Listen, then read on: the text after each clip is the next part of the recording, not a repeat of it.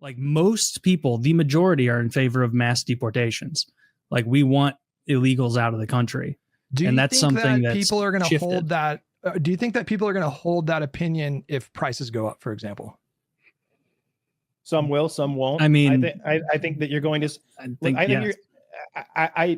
you're going to see a number of. I think there are going to be some short-term hardships, and I think people are okay with that if there's a way out or there's a plan. I felt like with Biden there was no plan, and there was no sort of like, we're going to get rid of these people and we're going to have to adjust to it. There was no talk like that, and I mean, it was Musk, but that's exactly what Musk said. Is like, there'd be some short-term hardship throughout this thing. He was talking about tariffs in particular. Called it like shock therapy. But I don't care what it costs. I don't care what it costs to secure the border and to make sure that we know who's, coming into this country, and we stop the literal invasion of millions issue is and millions of people. Illegal immigration issue. I mean, no, they're very intertwined. Like illegal immigration is allowed to be a huge thing because the Biden administration.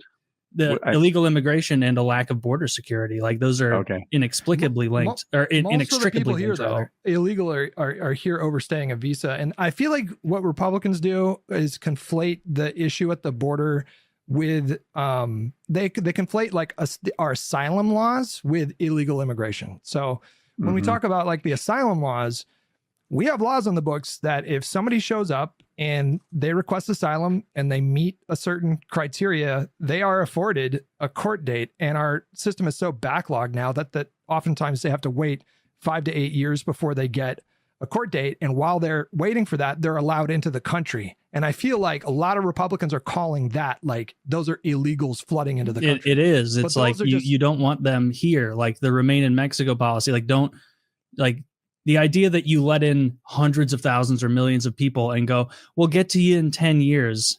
Meanwhile, take WIC, take Medicaid, take housing vouchers. Like, no, like that's an absurd cost for the American public to have to foot. I have a stat because you said that the overstaying of the visas was a higher number. It was 850,000 overstayed in 2022. There were 2.7 million illegal border crossings the same year. I mean, that's just the border. That's just the border. Your data here, that's a huge amount. Department of Homeland Security. And this is one of those things that the left loses on. Real quick though, like the asylum laws were on the books when Trump was president. Like he talks about catch and release. His administration did the same thing because you're legally obligated to do that. The bipartisan immigration bill that was negotiated actually addressed those asylum laws, tightened them up, hired more border security agents, hired more judges, hired more lawyers to adjudicate these claims. And they ultimately wanted to reduce the time from 5 to 8 years to 3 months. And, Trump was the one that spiked that bill. So yeah. Hey, Hutch, I have a question about that bill. So I think that bill would have been good for America. If that same bill comes up during this Republican-controlled government, do you think it passes? Will they just flip because now it's a Trump accomplishment? Exact same bill. That would be hard to defend because they were making a big deal of the fact that it was like, so it was written that you could shut the border down if you averaged at least 4,000 people showing up, not crossing illegally, showing up and applying for asylum. If that was 4,000 for 7 days in a row, then they would shut the border down automatically or gave DHS the authority to do that for 2 weeks, I believe.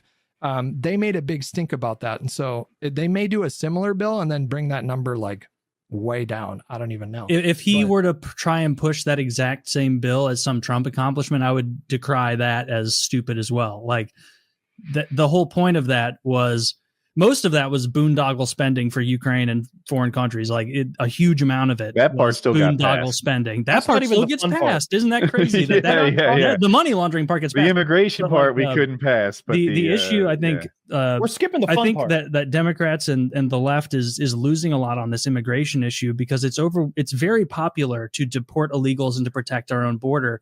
And when you see a lot of like mealy mouthing, no, it's popular among the American public survey wise. Right, I have numbers on that. I looked it up. I was curious if Taylor was right. Let me just go real quick, Hutch. 54 to 42 in favor. So those are the numbers. Yeah. Yeah. And so that's a winning issue for the right because I don't even see this as necessarily partisan. It is in our situation, with our current structure, but like the desire to protect your country's borders is the only thing that makes a country a country. Like otherwise you're just an open economic zone. Like you need to take people who are here illegally, many of them benefiting from housing vouchers, Medicaid, free school. They're not a part of the system, so they're not paying in a lot of ways, and they're taking a lot out. And that's a huge negative for America. Are you saying illegal immigrants are getting Medicaid? Illegal immigrants do qualify for Medicaid, yes. They qualify for Medicaid, housing vouchers, and WIC, which is like free food at the grocery store.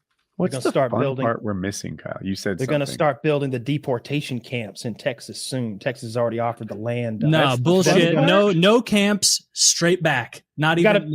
You got to sort them, Taylor. You got to figure out where to send them. You can't just send a Somali to Nicaragua. This is the language, Kyle. This was my idea that we send them all to our enemies.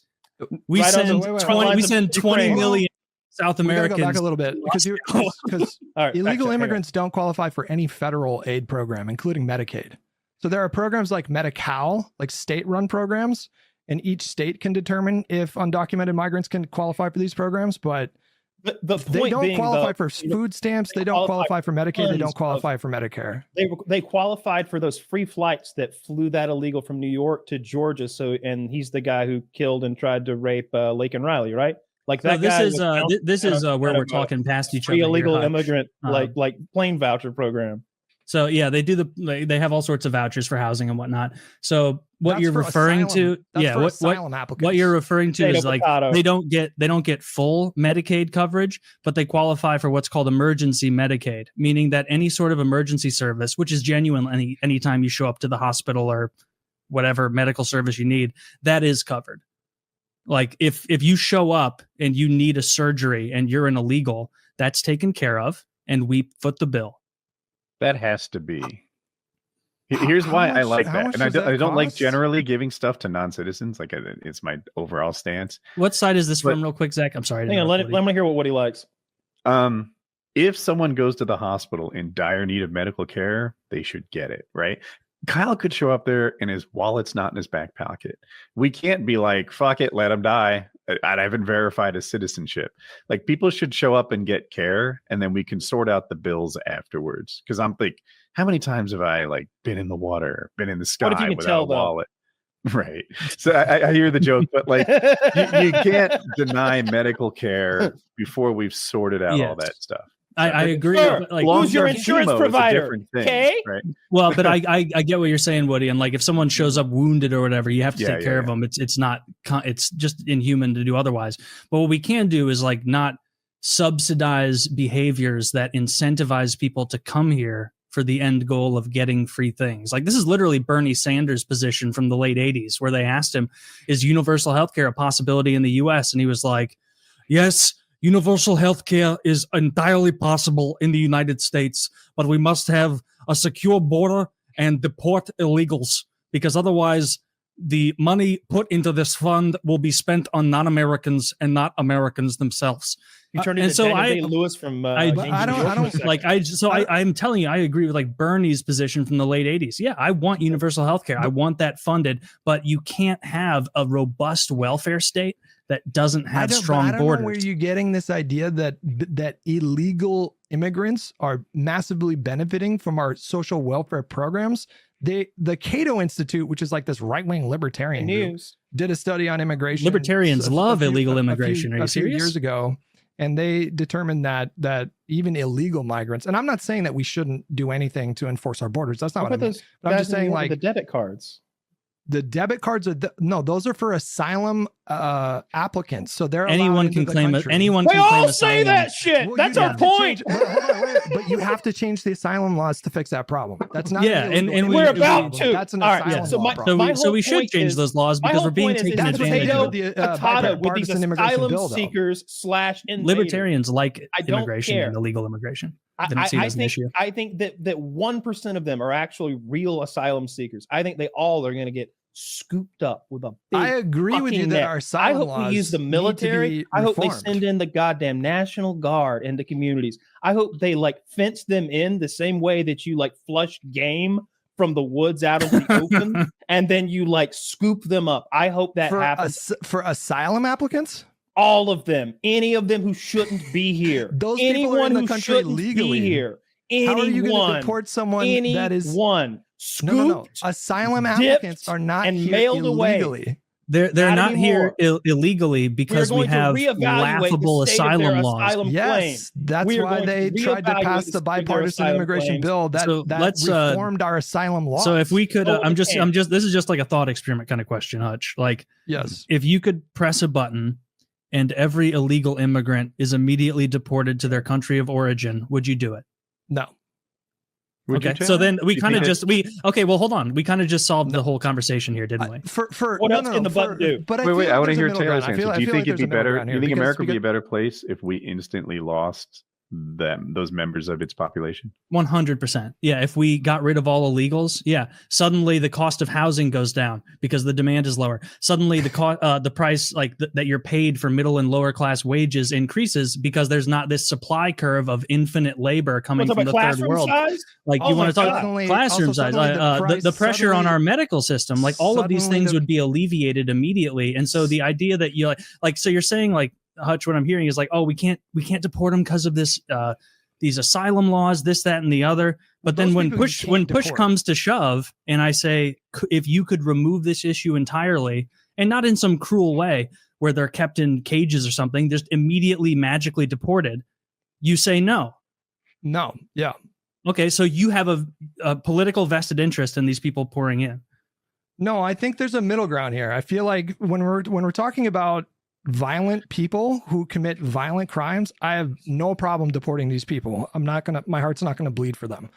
When you talk about the economic consequences of getting rid of what you guys say 10 to 20 million people that are here illegally, that will cause inflation 100%. And so when I say that people support mass deportation programs on paper, this is what I mean. So let's say Trump is actually successful and he deports 10 to 20 million people, and then people go to the grocery store and an avocado costs $6. I really doubt that support for mass deportation is going to stay at 54% at that point. People say that they want to value protection, they like protectionist economic policies like tariffs because it's going to supposedly cause all this boon in domestic manufacturing. But the cost of the tariffs and the cost of this mass deportation, it will cause the price of goods and services to go up.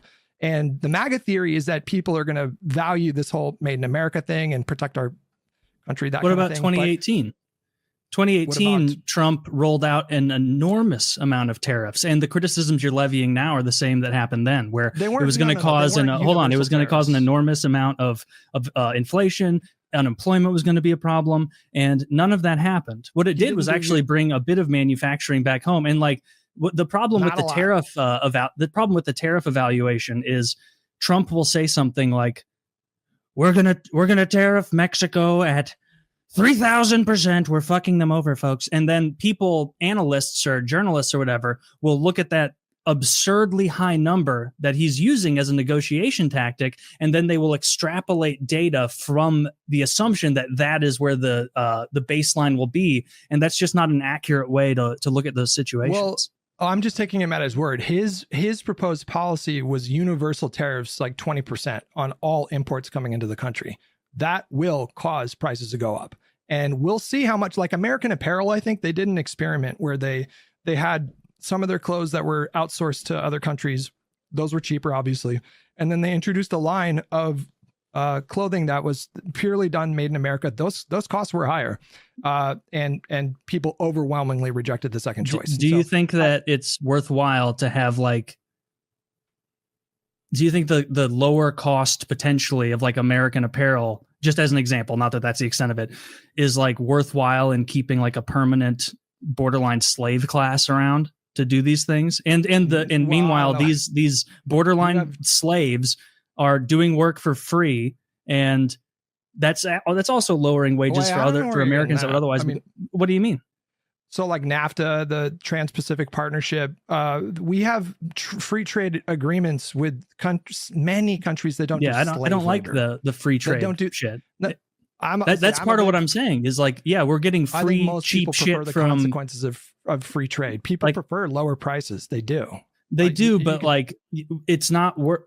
it's not worth it to maintain that so we can get cheap plastic shit that's low quality from China. It's not worth it if you don't Ideally, do enough it to would like be better to have manufacturing. So there are failures here. of like neoliberalism. There are failures of trade agreements that outsource manufacturing jobs and products or whatever to different countries, and then you leave these communities, especially like concentrated in Appalachia and the Midwest. Like a lot of these cities became destitute because all these jobs were sent offshore. If you do a trade agreement, but you don't do anything to like remedy that suffering, then there are obviously going to be problems. And so if you're like, that's what we're running into. There are really good consequences of free trade. Like some countries just, they have much stronger industries when it comes to like agriculture or manufacturing or like different countries. I don't see why we should have to settle for free trade. Yeah. No. I don't. Free trade is a bad deal for us. I feel like free trade is the reason why the abject poverty, global poverty has. Sorry, I've been waiting longer though. Sorry, go ahead. Sorry. It's been. Oh no. Sorry. Go ahead. Do you want to go instead? I continue. Fuck no. All right. So my issue with free trade is this.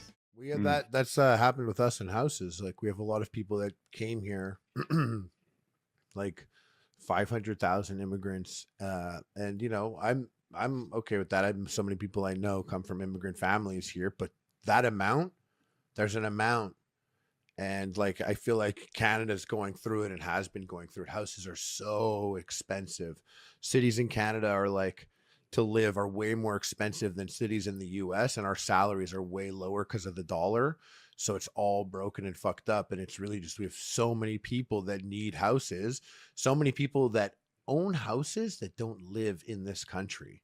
Like we have people that are like born and raised in China that probably maybe even never set foot in Canada, and they own like a huge condo building. It's fucked up. How is that? I have a housing question. So in America, like let's say people want to live in Atlanta, but Atlanta's expensive. So the suburbs just spread and spread and spread. And if you're willing to tolerate like a 90-minute commute, your home is much less expensive. I never hear that in Canada. I hear this city's crazy expensive. I have to commute 50 minutes, an hour and 10 minutes. Instead, they just say, I can't buy. Do you guys not have sprawling suburbs that impact the supply and demand? We do. We like more often than not, I've lived in places like that are like 30 to 50 minutes to the city. When you get to a place like Toronto, the city isn't just like one place. There's like many cities that make up the greater area of that place. Like when you say Toronto, a lot of people are including multiple boroughs and places that are around Toronto that really could be 40 minutes from one to the other, but are all kind That's of how Atlanta is. Atlanta's the city of suburbs. Yeah, like LA's like that also, you know what I mean? You're like you could be in one place, downtown LA or Hollywood, and they're different places that are all connected. But no, like I looked in Canada, I went and for what I wanted space wise for a house, like I went and I'm looking forward, and I'm in a place where if I look at my Facebook towns like drama, it's people who own horses that horseback ride through the park, and then people who have kids that play at the park and there's like horse shit at the park. So it's like, oh, like picked up your horse shit, and you're like, no, this horses have been shitting here for a long. Go back to the city, motherfucker. And I live like at a perfect like that line.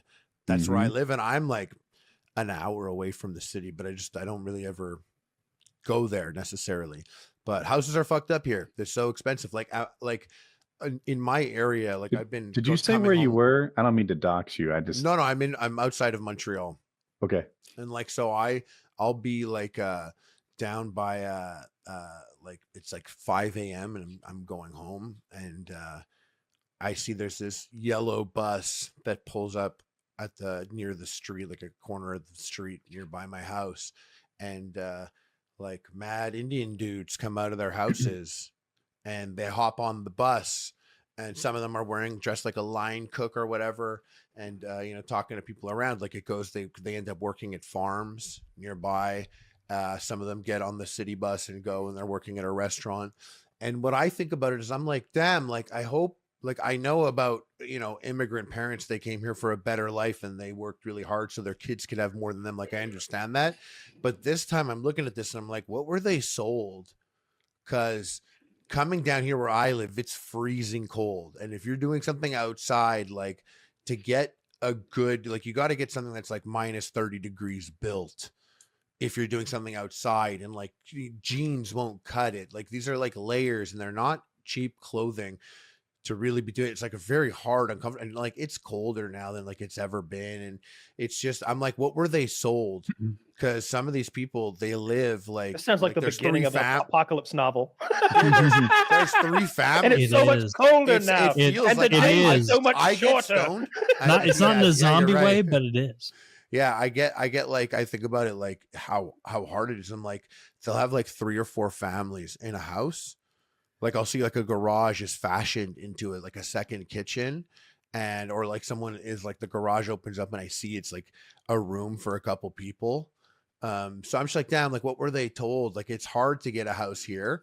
And so like that's really rough for them. But then I find out Canada's talking about people who did buy property and who maybe manage a couple of rental locations. Canada wants to take those places and give them to immigrant families that are coming in. They need somewhere to go, and right, they do, and that's true. But this guy also it's called India. Now this guy bought these. They can go to India. Do you know what they're doing with guns? So they're taking everyone's guns. Like my buddy has guns, and you got to notice about which ones they're taking. And they give like a generous price. Like you had a gun that was $800, and they give him $1,000. Cool. That's my Canada money. is such a gay country. That's me buying his gun, and his gun is going to Ukraine. And like all these guys, like they want to put little tags on their guns just so they're like, we can see where it goes for fun. But like really, like it's just that's smart. You'll find them in Mexican cartel hands. We're paying for the guns. That's what we did to be bought and then get sent out there. And like, you know what? A lot of times, like people used to be like the first Trump election, people used to be like, oh, can I move to Canada? And now like sometimes some people reference that, and I'm like, no one's saying that, dude. No one's saying that. Nobody wants to move to Canada. You guys are in a tailspin. I go to Texas. I go to Florida. Like I see Canadians that have left and go down to the U.S. and no one is saying, oh, I got to move to Canada. That's not it anymore. And you know what? It's sad. It used to be that to an extent. It did actually it was actually true. But the country's in such a crazy place that a lot of people I know that would have always voted liberal are just like, they want the next person in. And this guy, Pierre Poilievre, is just such a personality, like fully out of like the Trump playbook, like doing everything that is so blatantly the Trump playbook. And you just know he's going to get in. He has like 2 million followers. You think it will work? Yeah, it has been working, but he's not a type of guy that I would have ever voted for in my life. It will work, because when a people of a nation start to feel displaced, they will turn towards more nationalist ideologies where they think, hey, for a guy like let's take care of our own citizens before we take care of foreigners being imported here by large capital firms that seek to lower their own overhead costs via their importation. So they capitalize the gains of those lower payments, and then they socialize the costs via government programs. And so this is a totally natural swing. When we buy a house now, apparently, and like, you know, I mean, this is me listening to the guy who's running for the Conservative Party of Canada, which isn't the guy I would have ever voted for. By the way, I listen to the guy a lot too, and I like him. Yeah, he's good at it. But he was like saying that like, like when you buy a house in Canada, if you bought a house for $1 million, $300,000 of that is going to the bureaucracy, the bullshit bureaucracy of the house being made. And way less is going to the guy who like actually is building the house, the people that are like doing 100%. So you're paying like, this extra bit for a third in bureaucracy, huh? It's more than that here though. Like if you look at Joe Rogan was telling this story about they wanted to install a public bathroom in San Francisco. Like they had this problem in San Francisco. It's the shit capital of the world because the hobos shit on the streets everywhere. And they were like, we're going to install a wonderful public bathroom right here in the shit capital. And they were like, okay, it's going to cost, it was either 1.5 or $2.5 million for a toilet inside a little shed, basically on the street. And they were like, that's crazy. And this company was like, we'll come to your rescue. Don't worry. It's on us. We're going to install it. We'll supply that. We don't like the shit problem either. And you know, just let us put it in. They're like, actually, 1.2 million was bureaucracy. 300,000 was for labor and materials. Like why would you think a bathroom would cost millions of dollars? I think San Francisco is like that on purpose, because like I bet whoever lives nearby is like, I don't actually want the homeless toilet in my neighborhood. I want it somewhere else, and that like overhead is designed to keep it out. It's there whether they like it or not. Yeah. Okay, so the housing thing back in the 90s, I said all the same things that the young people say now. Like, oh my gosh, homes are so expensive. I have to buy this home for like $187,000. That's what it cost. And my coworkers who are 40, they bought their houses for, 2 apples and a tomato. Like, oh my God, it'd be so nice. Imagine the like fiscal leap forward I would have if my mortgage was low like theirs. So when I hear them saying it now, sometimes I view it through that same lens, like, kids, we all went through that. But then I look at the prices. And I'm like, this actually is different. It's wild. This is not the same. This isn't like, sure, salaries have gone up since the 90s by what, 50%, 2/3? I don't know. But home prices have like quadrupled. Like, it is a lot harder to get into a home now than it once was. Yeah. And I feel for the people who didn't buy it already. Like if you're 30 and you didn't buy a house, like, that blows. Sorry, it's a shitty situation. Like, I know people, like friends of mine, who have good jobs, like they're not making buku bucks or anything crazy, but like they make enough money that if they were transplanted into a similar job with, ratio corrected wages into the 1950s, they would be buying houses. But now they can't. And so the thought of buying a house is an impossibility. And then even if they get the capital to buy a house at this juncture, like right currently, it's like, oh, you get a 6.25% rate. That's crazy. That's really difficult at these prices. They say back in the day, they're like, well, the rates used to be super high on my $40,000 3-bedroom 2-bath house. And it's like, yeah, no shit, retard. Like, it's changed a lot since then. And so a huge part of it is that both the US and Canada have been importing millions of people for years. And they've been doing this shit where so many people, these large capital firms, whether it's Musk owned, he's a big, so weird contributor to this, where weird. They bring them in, they pay them less than market wages for any American.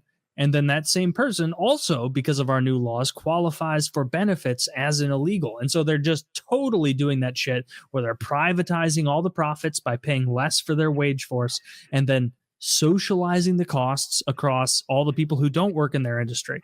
Who pays for the housing vouchers for that person who's now working and living 9 people to an apartment in Toronto? It's people who live in Toronto who pay for that. It's not those big fucking tech firms. It's absurd what we are asking young people to live in right now. It's an absurd situation, and there is too much of a blasé dismissal of it. Of, oh, it was tough for me too as a kid, and it's like, no, that's not what's happening. These people have skills to get into fields, and they are passed over for H-1B visa workers who will do it for a slave wage. And then what happens? Does that H-1B visa worker use all that money here in the US? Or do we see through stats that a large majority, or not, a large percentage rather, of that gets sent back in remittances, which we're losing that money now, whether it's an illegal, cutting a yard or it's an Indian working at Twitter, huge amount of remittances. That's a negative. And then you also have the fact that like now we have like born and bred Americans who cannot get jobs in fields they are totally qualified to enter, but can't. Expand on what you said. Sending money back home is part of the Indian culture. And like, I kind of see the morality in it. Like, your parents raised you. Now you're in America. Now you're making money. Like, I can see why they would feel like that's the right thing to do. But as an American giving you this opportunity, it feels bad for you not to be putting that money back in our economy where you earned it. To just send it home to India, it's like, right. It's a reminder that like we're not on the same team. Yeah. And it makes me feel as an American that a lot of these people showing up don't want to be Americans. They don't see us as our own independent country. They see us as an economy or a resource to be used. Why not make it harder to send the money back home then? And why not tax? I said this like a month ago, 100% tax on remittances. Does it bother you guys that excuses that flimsy are enough to just completely skip over due process? Yes. Or the thing I'm super worried about is Trump is very adamant that American citizens are going to El Salvador next. And they seem very gleeful about it, playing the chain clinking ASMR or the people getting imported on the plane and it says wheels up. And the El Salvador area, to my understanding, is not like a traditional prison. Not one single person that has gone in has ever come out. It's a concentration camp where you disappear people permanently. Yeah. Well, we're on the same and they're page like, with, fuck the yeah, we're American just cranking citizen this part. concentration camp. It bothers me that people don't get upset until it's a citizen. I'm like, so like, oh no, that's we don't normal. have basic right and wrong in this. Like we don't have any sense of morality or just being good or treating humans like humans. It's only unless I'm in potential danger. Like murder's okay so long as it's not people named Woody. No, you know what? Until it affects me, I'm cool with it. I don't think that's a fair framing. Like I don't like the idea of sending citizens, because a government should exist solely to improve the lives of the citizenry that is supporting it and living within those borders. Like that's how nations have always worked. Nations should prioritize their citizens. If someone is illegal, they should be out of here. Like that's as simple as like send them back. But I also see like and I've said this before, when someone's deported from here to Venezuela or whatever, because that's where they're from and they're illegal, I don't like, unless they're an actual criminal, I don't want them put in a Venezuelan prison. I don't like, that's up to Venezuela then. That's their issue, what happens with that guy. But if you're illegal, we have an issue here. Like we have tens of millions of illegals in our country and they don't belong here. And they make our housing more expensive. They make our healthcare more expensive. They make our education system more expensive. They're a net drain economically. We don't want these people here. And even if some of them are, hardworking, that's great. Become a citizen. Like, don't break into our country. That's fucking bananas. And so I don't see it as like good and bad, right and wrong. I see the right as like protecting our country and removing people who don't belong here.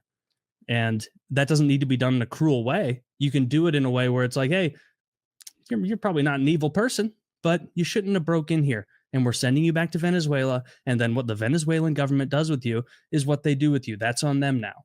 Venezuela won't take people. That's not what's happening.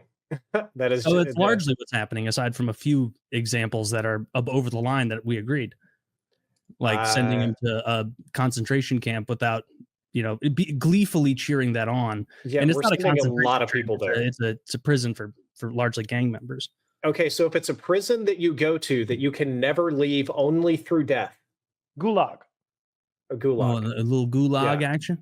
Yeah, but see, that's the thing. I'm not invested in how I'm not invested in how El Salvador runs prisons. I don't care. You actually are. I'm going to give you an example. In my family, yes, we are now. Almost got deported. Real talk. My sister-in-law, she's been here for 25 years. She's owned 4 businesses in America, paid God only knows how much taxes. She has 2 kids, married to a full-blown American citizen. She has tried on and off over those 25 years to get her citizenship, but mostly there's always some kind of bullshit. Years, right? No, it's like you can only do this in person in New York. You have to have this thing. We need this thing from the Malaysian government. We have to do this and whatever. She's been here most of her life now, but she missed getting deported by ICE by like this much because a Chinese restaurant that she was managing hired some Nepalese students who, by the way, were legal green card holders here in Dallas.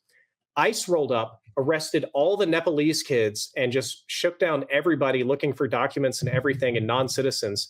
And if she had not taken her lunch break to go somewhere else, my sister-in-law would be deported, or maybe to God knows where or for what, with little to no oversight or due process. So she's been here illegally for a quarter century and she hasn't become a citizen? No, she's been here legally for a quarter century. She keeps getting the visa renewed, but that doesn't mean shit when ICE shows up. As far as having a visa? Yeah. The students had visas. They all got arrested. Did they deport them? Oh, fuck if I know. They're just gone. It doesn't seem like due process or right or wrong is really part of how ICE is operating. No.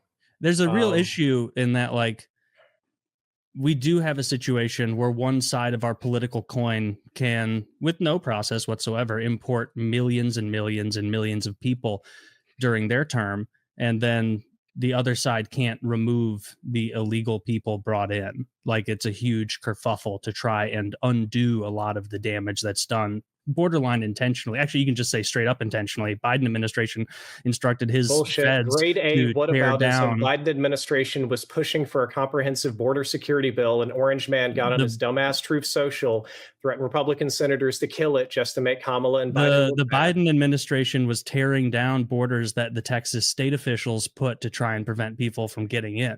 Because those are stupid as fuck. Putting up. Do you think they removed it because it's stupid as fuck, or because they're trying to encourage it? Like, they are tacitly encouraging illegal migration, and that's not something we want.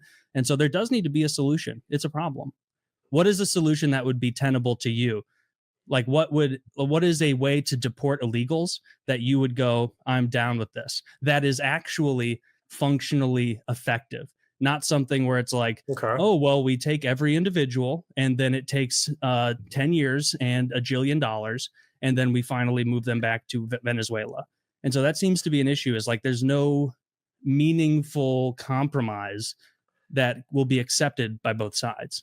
Well, I'm not writing the policies, but we do have deportation procedures in place. We have procedures for, we'll start at the very beginning, arresting people.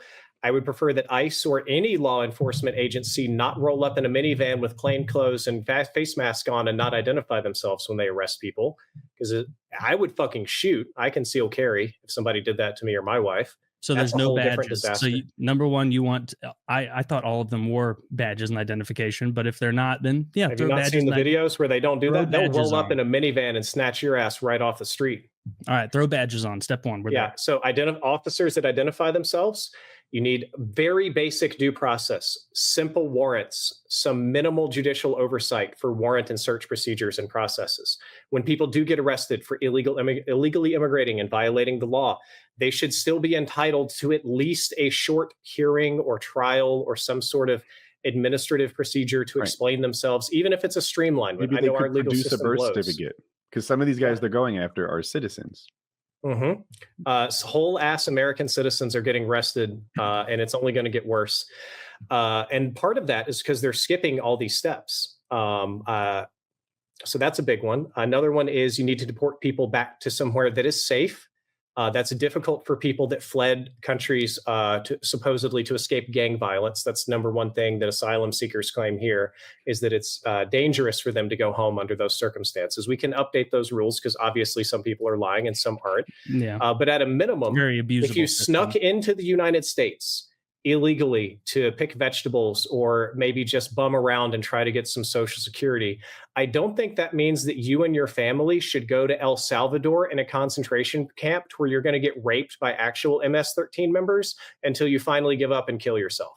Okay, well, that's a nice little bit of exposition you added at the end. But like, what if they're from El Salvador? And in my view, if you're illegal, the only thing they need to determine as far as due process is being 100% sure that you are here legally.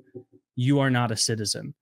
And once that's been established, that person doesn't belong here. They snuck into our country. They committed a felony in the process, and they should be removed and sent back to their country of origin. And then it's up to that country's government as to what happens, which more likely than not will just be like, all right, well, fucking don't do that. But the idea that like we should be sending people to supermax prison, unless they're an actual MS-13 agent, then yeah, I agree with you. I don't think that's a good move. Yeah. But there does need to be a way to handle this, because there's definitely better ways. I actually agree with you. I know I'm the left-wing guy here, and I'm not going to come out and say that our immigration system is perfect or whatever. But what the Trump administration is doing is like, these rules, fuck all that shit. We're just rounding them up and shipping them out as fast as we can. And when you do that, you inevitably trample on the rights of regular citizens, and you normalize a process of non-citizens not having rights. And just so that we're all clear here, if you are a legal resident of the United States, a tourist, whatever, you have roughly equivalent legal rights as a citizen in terms of things like freedom of speech and association and religion. Can't you be deported as a... Well, I don't think they have anywhere near our rights, because H-1B visa holders can be deported for losing their job. That's not something that happens to Americans. Because the visa was granted on condition of getting the job. But what we're doing is we're arresting and deporting students at universities that just had big fucking mouths on Twitter or did a little college protest. Or whatever. All right. So that I like that. I love that they're getting all of those. Kyle's more pro this than me. So you're like, I saw Kyle, they got all those FBI speech. agents who took a knee back in 2020. They got all them today and fired them. My love of free speech supersedes my love of deporting illegals. You know who they just deported? There was I can't remember which Ivy League school. It was the professor who went to attend the Hezbollah leader's funeral. I'm pretty sure we killed him. They asked her like, you support this? What this guy's up to? He's like, yeah, absolutely, I support Hezbollah. So like, oh well, you don't get to be here anymore teaching. No, I love that. All those people who took away students' rights. Look, that Israeli thing is a whole other pickle. But when you start siding with terrorists because you don't like the Israelis, then you lose me. You know, those people need to be gone. If you're siding with a terrorist organization, if you're talking terrorist shit, if you're putting students at fear, like, look, again, Israeli government's one thing. Students at your university who are Jewish are another. Like making those people afraid, attacking those people. They kidnapped that poor fucking janitor. Like that's got wild. Those are crimes. Those are crimes, and those people can be deported because they committed crimes on their visa. Which I think, if they get arrested, it shouldn't be plainclothes agents with no process. But there are people that are getting deported just for being associated with the groups, or are they illegal? Because if they are illegal, they've also committed a felony. Maybe Zach can Google this. I want to say a French scientist tried to travel to the U.S., I think for a climate talk or some shit like that. Get him out of here. Yeah, that's gay. We're not putting up with this opinions anymore. About Trump. And literally because of that, the agents looked at his phone and it's like, we're not letting you in, period. There's so much shenanigans. And he would say, okay, fuck these people. They're not citizens. But the reality is, if you only citizens have rights, then America turns into the UAE. And you have to be here and have protection and like an Emirati looking after you. Because if nobody, like if you can't travel freely and visit America without having some degree of like, well, I made the wrong guy mad, so now I'm going to El Salvador for arbitrary reasons, nobody's going to want to be here. And that's going to fuck up our economy. This is the RNC. This is where we listen to Hindu prayers. That's what we do here. Look, come on, Taylor. You didn't like the Hindu prayer at the RNC? I'm on vacation. I didn't watch any of it, but I heard. Fuck off! I watched every minute of it. I was like, "Let's get into it. Let's get it. We're gonna bring everybody together." Could the party of the right be the Rainbow Coalition? Could we be the common sense? Everybody's welcome as long as you've got some common sense party. Oh, please, God! And then I see people like, "What's this demonic Hindu shit?" And I'm like, "Fuck! We were this close." Nick Fuentes is furious. Well, you got JD Vance or in general. You know how that works. About his wife and about they got like more minority representation in the RNC this year for sure. I don't know. Yeah, I don't like the white nationalism shit at all. Like my thoughts on that is like there's only I don't think of myself as a Republican, by the way, just so we're clear. I definitely lean conservative. Although we took that political test, we all did, and we're all like left of center quite a bit, like a deviation. And but there's a few common sense things that irk me, and like some national defense stuff, some economic stuff, and the cultural stuff on the left turns me off so much. You know, in certain places of it, I'm like, I feel like I'm a liberal socially. I really do. But then like I see some of the wilder stuff, and I'm like, man, that seems evil to me. It seems like maybe that's genuine evil. I don't know. I'm gonna have to go with Trump on this one. And I feel like if we could bring plenty of brown people and black people over to that way of thinking. There's enough people. They just need good ideas and to stop with the racism. What? Stop with the racism. Let it go. I always say like I wish you could talk to that crowd and be like, I know we got our prejudices, you know, like you like the people in your town, you like the people from your state, you like the people from your country. But imagine if a green motherfucker landed in Kansas. You don't think the Russians would be over here shoulder to shoulder with us, killing green motherfuckers? Do the green guys talk on their cell phone speakerphones all the time? Or do they communicate telepathically? Worse, they believe in late-term abortion. I don't care about that. It's mostly the cell phone on speakerphone at restaurants and stuff like that.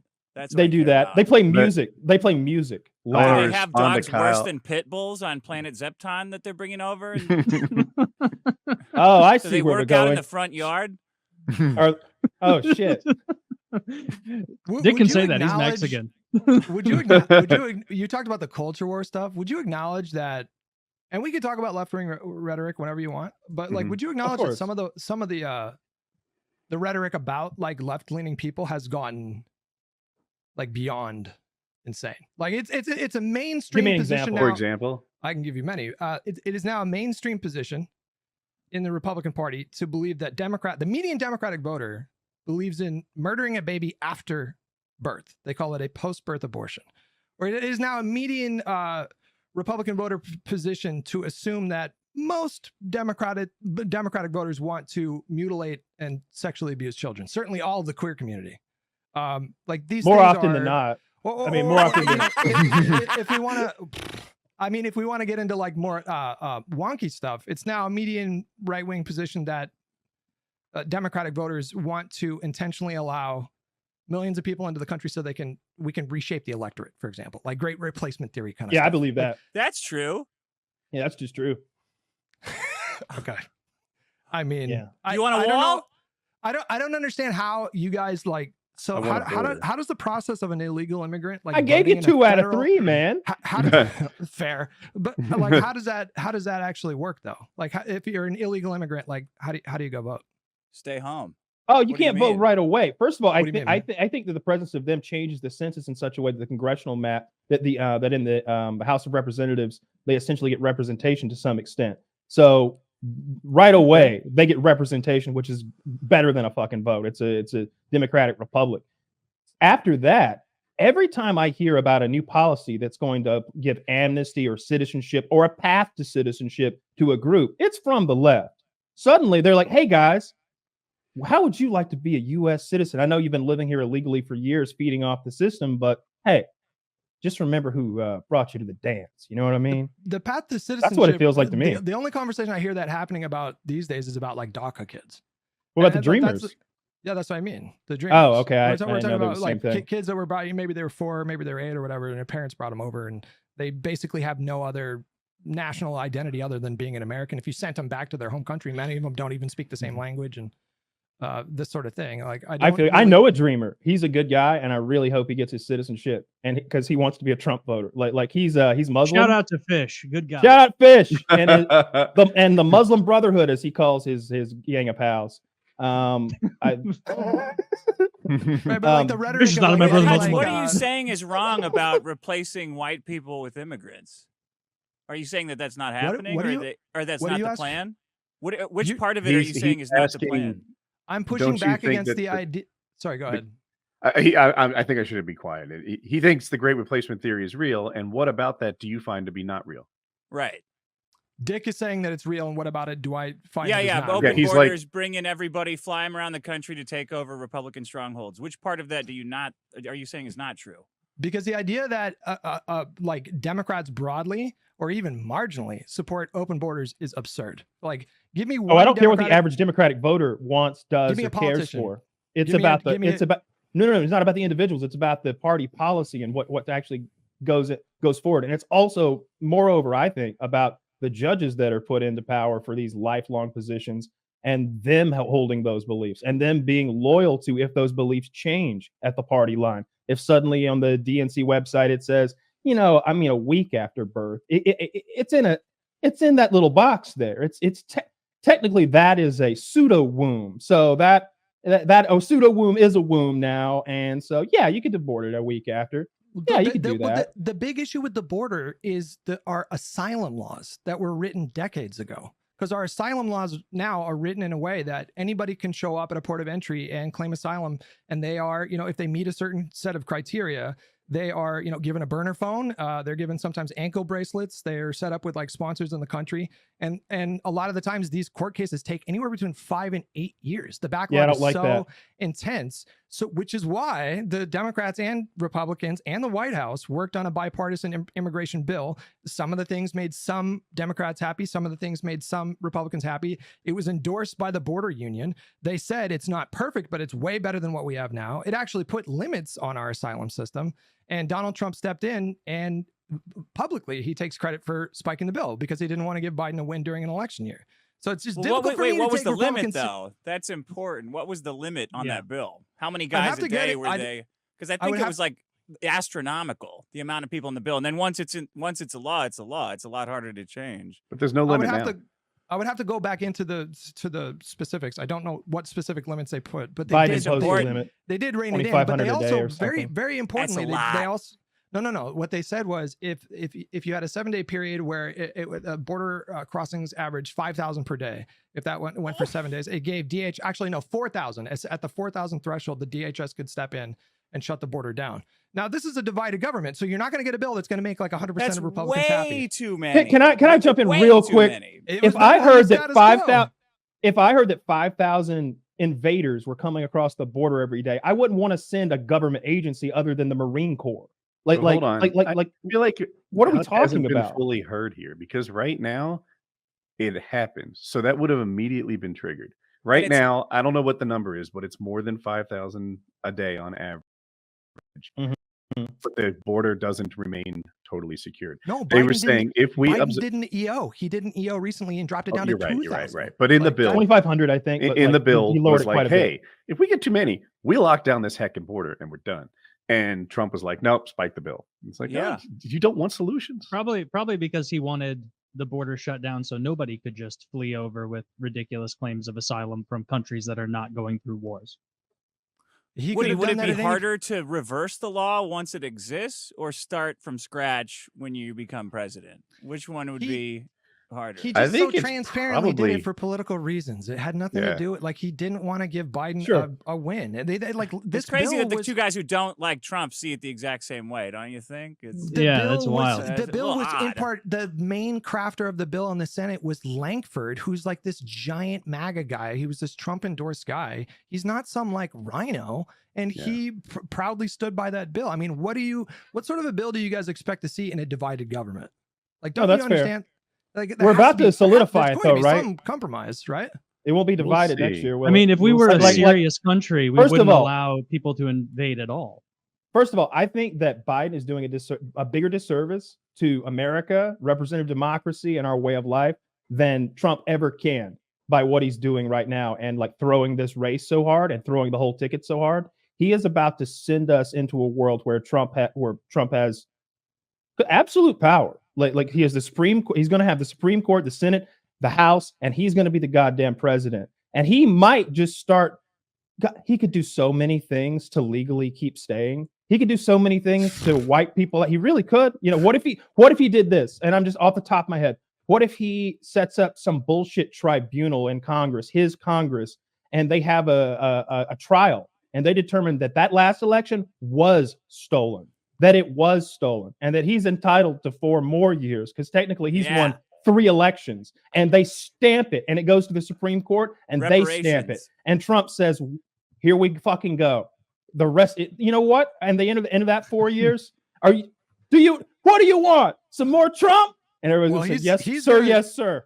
Yeah. I mean, what does he care? If they're going to win, it'll be by stealing and cheating anyway. So what would it matter if people are going to vote for him or not? They flew a bunch of illegals into all the towns that were they were at risk of losing so they could harvest their ballots and vote for them. Airdropped them in like red fucking dawn. Harvest brown dawn. Harvest what ballots? They just get the ballot and write the new illegal on there. There's your name. Here's some goofy signature. There you go. I don't know how you do count it elections. Count it up, boys. I don't know how you do elections in your state, but you can't just don't just mail you a ballot. Like you have to be registered to vote, and you can't register to vote if you're. There is no data to support. They've done multiple audits in multiple swing states. Safest election in history. Guys shooting at the president from the top of a building 100 feet away. Nobody has ever established any kind of like outcome determinative voter fraud. It's never happened. Not in a single court. You don't believe in voter fraud? You don't think there was voter fraud? It has. That's not what he said. I said, Hutch, I have an example of it happening. Voter fraud. Yes, it happened. You can find individual examples, sure, but when we're talking about like, oh, go ahead. Wait a minute. No, yeah, I don't think we're Losing on all the the same. bellwether. It happened in North counties? Carolina. A Republican did it actually, and they right. messed with all the mail-in voter. It's not up to debate. Like his son ratted him out. He got Pulled a charged. Cartman. Right? He got charged, yeah. but he was too influential, and they dropped the case, so he got away with it, and he's running now, and he's gonna win. But he did not. Basically, they didn't let him serve his term because, beyond any shadow of a doubt, he messed with the mail-in voter votes. Crazy. You can find individual instances of voter fraud. That's nobody contests that. When you said individual instances, Hutch, I thought you were referring to like one person who voted twice. I mean, like hundreds isolated of thousands of votes that were. I think I forget the mechanics of it, but I think they removed the votes they didn't like. That's less common than somebody, oftentimes like in Florida, for example, a lot of people voted when they didn't even realize they couldn't vote because of the law had changed, and there was like some law that went into effect having to do with convicted felons, and so there was some mix up there. But like if you do a statewide audit in a state like Georgia and you find like 7 instances of voter fraud, what are we talking about? Yeah. Like it's obviously not. I agree with you. No, they didn't I do agree an on all audit, that though. shit. They did a recount. They did 3 recounts in Georgia, Yeah. and one of the recounts was nothing. every single a vote recount in the is state. not an audit. A recount to is dog Dick's shit. point. Yeah. Just A counting. recount is just you're not bogus actually ballots. auditing. He lost it though. Trump wait, fucking hold on. lost, man. Like, Yeah. I don't know. What are we I just doing? want to know if you guys think that 2020 election was real. Yes, yeah, I it was. do. Of Yeah, I course do. it was real. Everybody knows it was real. Of course it was real. 81 million votes for that guy. What is your I'm actual sure that 81 happened. million Was it votes real? against Trump. What is your actual evidence that it's not real? Not being a huge retard is my evidence. Are you fucking kidding me? Wait. Oh, I object. There's I no object. cheating at all. This is all legit. All these millions of people are totally just obeying the law. Then the next day they go back to stealing bikes. Your personal feelings don't matter to me. I'm asking you, what is your actual evidence that there was massive voter fraud? Not being a huge retard. That's my evidence. So you have not. Do you need? What do you want me to do? Oh, to hey, establish- FBI, can I get some of that evidence that you guys stole the election? Okay, so if Joe Biden stays the nominee and he loses in November, and then he goes to court in all 7 swing states, and he fails to establish fraud in every single case that he does, which are dozens of court cases, they all get thrown out. And let's say he asks Kamala Harris to accept false slates of electors, and she does. And she says, you know what? I'm going to certify these. Are you going to be okay with that? Well, that's illegal now. It is the exact wait, same wait. situation. Are you talking about fake electors now? I'm talking about just straight ballot fraud. These are all interlinked. He made different cases in different states alleging different kinds of fraud. He never established fraud in a single case. So, like, Pick one. For you to just say, like, any of them, literally, there were over 60 cases, and none of them came back and told him you have demonstrated. Number one, many of them were dismissed on standing, which means he couldn't even establish harm. He couldn't even establish that a party was harmed. Oh, that's crazy. The court said he didn't do anything wrong? Oh, man. I totally believe it. They were his own judges in many cases. People he put on there. Yes, his own Supreme Court even. I mean, like, what is your actual evidence that there was widespread voter fraud? Just like having my eyes open and looking at like how voting is done. It's just a vibe, Hutch. Look, when you're just mailing ballots around, then these are not just total bullshit. Like, okay, man, what are you? Well, how much more looking into it do you want people to do? None. I mean, it would be one thing if you pointed to a bunch of people looking into something and they came back with evidence, but that didn't happen. And now you're just saying like, well, I have a brain, and so obviously I know that it happened. Yeah, it's such a difficult position right now. Sending ballots through the mail is obviously bullshit. I feel like I've been in this spot so many times. How about an audit? Hold on a second. How about one audit? One audit. They did audits. They did vote audits. They did recounts. A recount is more extensive than an audit. An audit is when you look at like 10,000 votes or whatever, and then you extrapolate from that. A recount is a total recount. A recount is not an audit. Is not an audit. Yeah. A recount. Because I remember this news cycle being huge. Yeah. Trump. Recounting is just recounting all the same ballots. What was it? New Mexico? Where did I mean, we can get into that stupid elector or whatever shit, they were, but cyber ninjas to look into it. obvious. It's obvious that the mic is machines too are low. bogus. There's none of it's tracked. You wouldn't trust a bank with the kind of bullshit Dominion hardware that they're using. It's obviously bullshit. They audited Mailing it. They ballots audited around is Trump looked obviously into it. stupid. There was the whole thing about the bamboo ballots. They found that wasn't true. There was the whole thing about the corrupt machines. That wasn't true. This was the machines team that track hold on, nothing, Woody. The team that Trump hired came back and said Trump was wrong. What more do you want? It netted Biden more votes. He ended up with more votes in Arizona after the audit. So, I'm sorry, but if you're going to allege, like, I don't know, I think it's kind of serious to cast doubt on elections to the extent that millions of Americans like literally lose faith in the democratic process. That's a really bad road to go down for obvious reasons. And you just need more than just like, oh, I have common sense. Like, didn't you just to be fair, like you said, Trump was like a Russian stooge for like years, and that the 2016 one wasn't legitimate. Wait a second. I never said that votes were altered in 2016. I made a video that I got so much shit for the next day and told my audience, stop saying Trump is not your president. He got elected. This is reality, and we should learn from this moment and move on. I never said that. But you're saying that casting doubt is dangerous, and that's what you did for a long time, right? By saying that it was Russian. Not in the electoral process, just in the morals and the fact that Putin might have on him. Come on, let's be fair. It's not what he's saying. I never and casted we down all on know the process Trump of lost. like counting votes. What happened in 2016 is Trump got up there. Like, let me just ask you, if Hillary Clinton in 2016 would have gotten up there and said, hey, Iran, can you look for Trump's emails?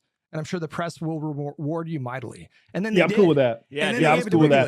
That's cool. I'm saying you guys would have been like, okay, this is fucking bullshit. But that's different. No, I like that. No, if it went the other way, if Joe Biden was like, hey, Venezuela, I know y'all have a team that's in the know. If you find any of those Trump PP tapes, would lose their mind if he did that. They would absolutely. I don't care what they think, which is why lefties lost their shit in 2016. I want the truth. And if it comes from Russia or Iran or China, if they've got some truth to share, who are we to say, shut up, China, don't talk bad about Joe Biden? Like, no, tell me, what happened? Where's you guys think those Dominion machines are good with no audits? Every party's voters that lose elections, every single time they say the fucking voting machines were fucked up. It happens literally every single. It happened in 2000, 2004, 2000. It's the same thing. Why do we use like digital machines? Yeah. Why don't we just use like paper, like most countries? I think or like audit. Don't we have 150 million pieces of paper to count? Oh that man, a machine if only we were the most powerful country to ever exist. We could handle that. We can't count? How can we recount then? I mean, I based my opinion completely on a YouTube video I saw, and it should be fine with them getting rid of voting machines, but it would take a lot longer to count. And the last time we had an election, people flipped out because they were still counting votes.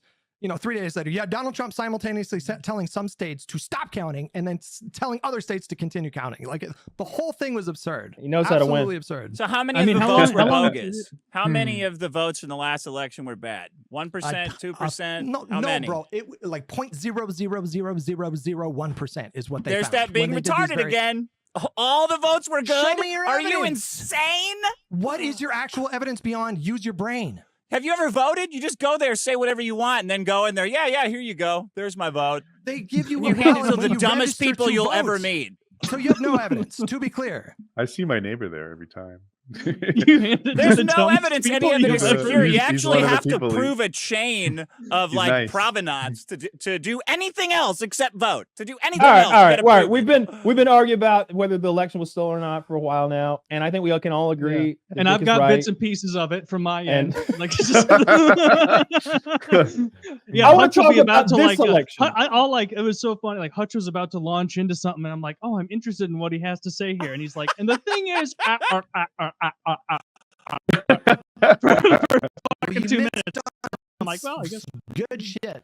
Okay. Look, you said that we don't have conversations between people who disagree anymore, but today I witnessed one of these conversations going down. So we're at the gym today with my girlfriend, and a gentleman comes in. We're in the back of the gym. We're back there just sitting there resting. Actually, I'm not doing anything. And this guy comes in and he starts talking about Ted Cruz to the guy who owns the gym, runs the gym at the counter. And he starts talking all this Ted Cruz nonsense, how Donald Trump is dividing the GOP party, how we need to get behind a real establishment candidate who stands for core values, how this is our guy, and the guy at the gym is just not having. He's like, you need to get the fuck up out of here, brother.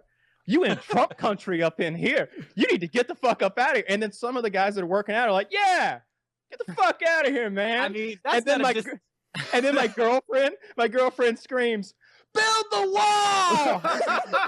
and everybody goes, yeah, build the wall. Build the wall. And this guy literally like is shamed out of the gym. Wow. It was hilarious. That's not a conversation. That does not seem to be like a productive conversation. No. About politics. It was highly productive. That seems to me a little bit like somebody who has objectified all people who disagree with them, which is something that we've become really good at.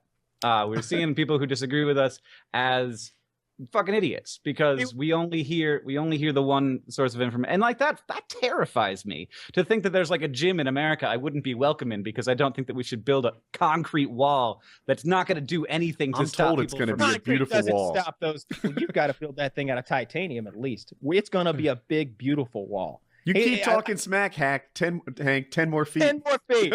10 feet higher. Every time he says that, I get like, what's weird with all the Trump people saying like the first comeback to the whole wall thing is always like, oh, the wall wouldn't even keep anybody out. It's like, well, if we build the wall that fucking Donald Trump seems to want to make based on the comments he said, people will not be crossing that wall. It will be a monolithic thing across the skyscape. It seems to work in the Battle of Helm's Deep.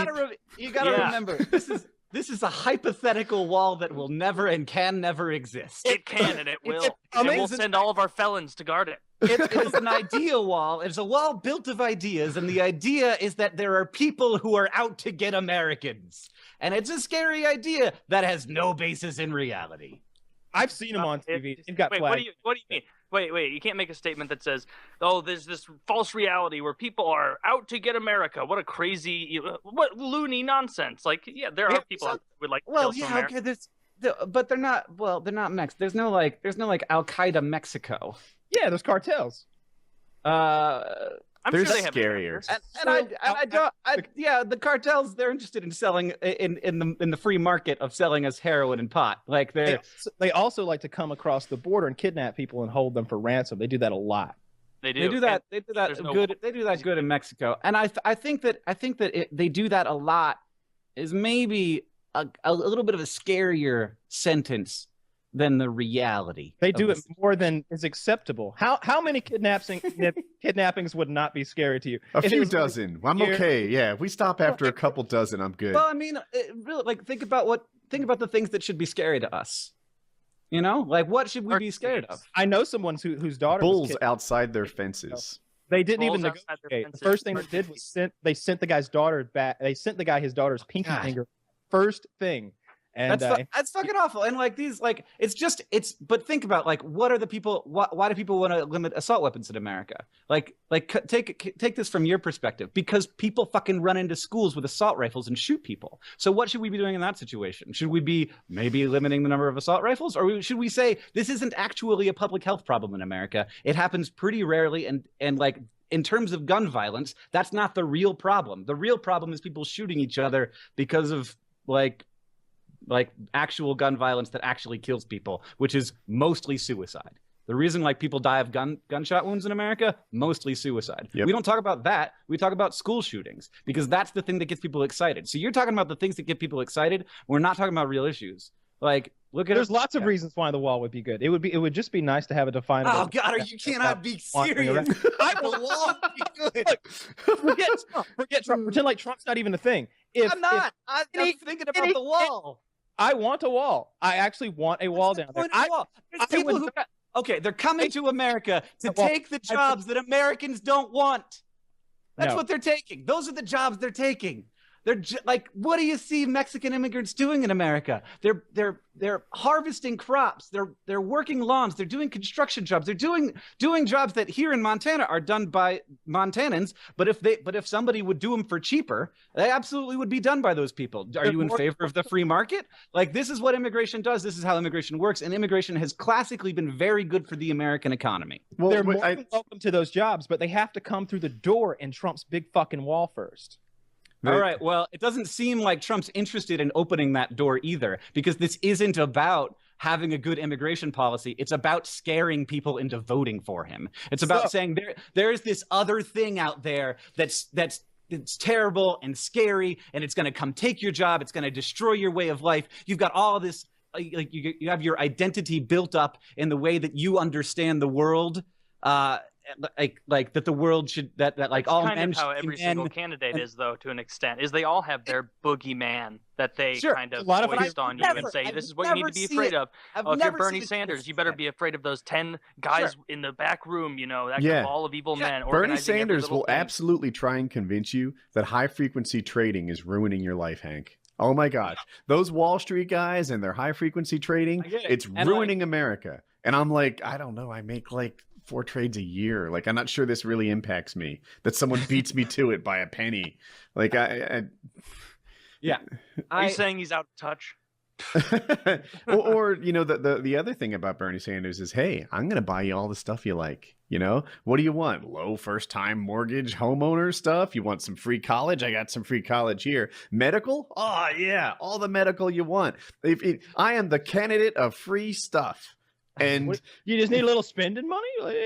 Yeah, right. Oh, minimum salary, minimum wage. You know, like, and just call me when you need some more. You don't have a phone. Here's a phone. All right. Yeah. and it's just promises, and you know, it's all just lollipops and gumdrops with Bernie Sanders, and it's all going to come crumbling down. So I'm old, and I've been voting. The first guy I voted for was in '92, and who was it? Ross Perot. Oh, yeah. Whatever. So that wasn't really a vote. He got like 20% of the vote. I don't know. In 5 seconds, if he had gotten 25%, then his party would have been eligible for automatic funding in the next thing. So it was kind of a big deal. Oh yeah. But anyway, I've never until this year really not had a candidate that I like at all. You know, I've always heard when people took the position of, you know what, they're all bad. I would think, no. You know, you kind of have to choose one, pick a side, pick a guy, back them. Even if you choose some minor league one, do a thing. But I've always had someone who was like 80% with me. This year, that doesn't feel true. Yeah, Kasich. I feel like he seems like a further. He seems closer to more of a middle of the road Republican than any of the guys out there, and he's also not despicable, so which I like about him. And he's one of the few left. So just a recap for anybody who cares, the important stuff that's happened this week is that Ben Carson has essentially suspended his campaign. He said that there's no way forward for him to go. He will not be at tonight's debate at 9 p.m. in Detroit. Should have been more high energy. Kasich absolutely should have. He was the lowest energy of all the candidates. I've never seen anyone with lower energy. Not in the presidential campaign. In the world. Ben Carson, his mission accomplished, man. He sold his books. That's what the whole point of this thing was from the start. So he's pulling out, throwing his support behind Trump. You've also got who else was it that's recently pulled out? What's his name? You're not thinking of Jeb. Chris Christie. Chris Christie's really fiending for a VP spot, isn't he? Of course. I don't know if maybe it hasn't. We haven't had a show since, but Chris Crispy, as they call him, the Krispy Kreme man. I always see him like with a Krispy Kreme hat and stuff. There's so many great cartoons and memes of Donald and Chris Crispy as like Chris is like this enormous, fat, bulbous, like war machine or something like that all the time. What's he like in the comics? So he endorses Trump, completely splitting himself from the GOP vanguard. You know, the old school guys like Romney and McCain that everybody think of when they think of the big guys in the Republican Party. Conservatives, people who represent the conservative ideology rather than whatever the fuck's going on. People who represent losing, because that's all those people have ever done. They're losers. Aren't all of them like currently elected? Didn't they all win their last election? Like Chris Christie is a governor right now. We're talking about the presidency. Though. And of New Jersey. You've got Romney and guys like McCain who couldn't get it done. They couldn't get it done time and time again. And so you have Romney today chastising Trump in his speech, really blistering speech, lots of name calling, didn't hold anything back, really took the gloves off.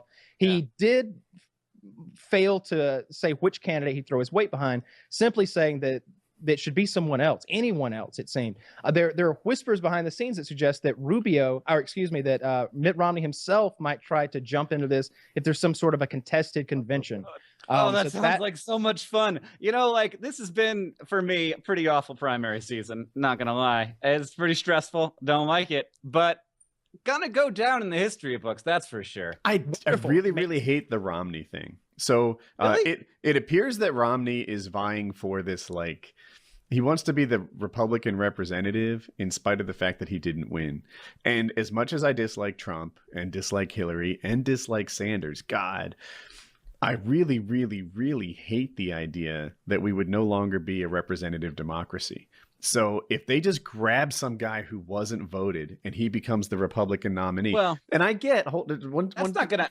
Is he said that that's the thing that they're thinking about doing? I've been reading stories about that for weeks now. Like this is sort of a public secret that you've got in the GOP establishment. I'm sorry to jump in, but like I just want to in the GOP establishment, you have all of these billions of dollars of special interest money, big corporation money, all of the Koch brothers, all these motherfuckers who are just old as time and represent a gone by way Can of. I ask you if you call them the Koch brothers because that's a fun name you have for them, or because I was asking? Like, is that how it's really pronounced? Is it Koch? What is it? No, let's just call them the Koch brothers. All right, that's fine with me.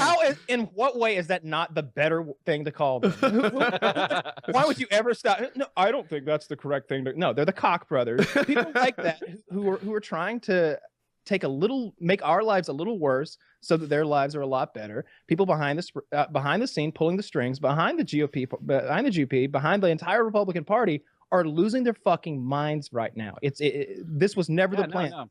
That is definitely true. Trump was their attack dog. When they needed somebody to go against Obama and say, you weren't born in this country, you're a Kenyan, where's your birth certificate, where are your college transcripts, and say the dirty things that Mitt Romney couldn't lower himself to say, it was Trump that did it. And as Trump said today, Mitt Romney came to him and begged for his endorsement. Trump said, quote, he would have gotten on his knees if I told him to. I loved when he said that, because it's kind of you could take that two ways. Maybe he'd suck my dick for that. That's absolutely what Trump meant. Money. Yeah. With Trump, he really might have. Juan Williams said it tonight on the air. He's like, I think that's what he meant there. I love it. So when I see Mitt Romney coming out there and saying all that stuff about Trump's tax returns, what do you remember all the shit that Romney went through with his tax returns? And do you know when he released his? It was in like September or something, months There's from a thing now. about, so I read an article about Trump and his tax returns. He's being audited right now. So this news organization, who seemed pretty unbiased, nonpartisan to me, talked to like 10 different tax attorneys and said, would you advise your client, if they're in Trump's position, to release their tax returns in the middle of an audit? And 9 out of 10 were like, no, that's a bad idea. Wait till the audit's concluded and then release the returns. Yeah, when that it's a bad idea, came up, but like at the same time, like you're running for president, you're gonna have to do some bad ideas. He did a pretty uncomfortable thing. Though he released to be fair, assets. Donald Trump doesn't need to do anything, because people who like Donald Trump fucking love Donald Trump. Elon Musk's involvement right now in government is a bit much. Dude, right? have you seen his nonsense with the H-1B thing that's getting him so much hate right now? No. It was like, I said this, saying that you have to be a fucking genius. You have to be not retarded to see that, like, he was going to import a jillion Indians, and he's trying to frame it as though, like, oh, Americans, they don't, and Ramaswamy is doing the same thing where he's like, oh, in America, they reward mediocrity. And so it's important that we get foreigners to come in and do these jobs that Americans won't do. And it's like, get fucked. Really? What was our immigration level when we landed on the moon? When we discovered nuclear technology? America First didn't even last to the first day of the term. Right? Not even it close. ended before it even started. Now they want to bring in H1. So if people don't know, an H-1B visa, it's a special kind of visa to bring in like highly skilled employees for when those skills don't exist in America already. That's the thing, right? So you can't find Americans to fill these jobs. You bring in H-1Bs. What it actually is a way to bring in people from other countries, usually tech employees, and when they can only stay in this country for as long as they maintain that job. which means they're often underpaid because they don't get the benefit of like supply and demand. Instead, you have to work for this company, and if you lose this job, then you get deported. That's how an H-1B visa works, which means they can't like, what raise do they want? No one gives a fuck what raise you wish you had. You'll take 0 and you'll suck my dick with the thumb up the ass because I'm into that. And that's your negotiation position. That's all you can do, because if you don't take 0, you get deported out of this country. This life that you built for yourself, it's over. And it drives the wages down of the entire tech sector because you have this influx of employees who don't have the same negotiating position as everyone else. And then now my negotiating position is, why would you hire me when you could hire this guy over here who is forced as an indentured servant of sorts to take this job? That's how H-1B visas work. Yes. Buddy, I love when we line up on things. It's so great. You are 1,000,000,000% right. That is exactly what it is. And it is a bunch of tech bros. Let's talk about Elon January Musk. 6th. It's a bunch of tech bros like Elon Musk masquerading as though, we can't find the skills needed in the US to do this. No, and then you have retards being like, is it crazy that everyone who hires people in the tech sector is in favor of this, and it's only the peons who are against it? And it's like, no, bitch. What it really clearly elucidates is that the people who stand to gain financially by paying people less are all in favor of this borderline slave class, and all the normal Americans who are not standing to financially gain from this importation of a jillion Indians are immediately against it. At borderline slave class, I got a chub. I just want to put that out there. It was really good phrasing, but that's the problem. Like I'm not intuitively against bringing in bright minds from other countries. We simultaneously drain their, human resources while boosting our own. But doing it in this like massive way and putting them at a huge negotiation disadvantage when it comes to salaries, just it fucks up the whole labor market in the sector that we have them. And and it's also this lie that people like Elon Musk and Ramaswamy tell, where it's like, we're bringing in the best and brightest. It's like, no, most H-1B visa holders are working entry and mid-level jobs, and they are undercutting the wages of Americans. And it is a lie that they are banking on you not understanding.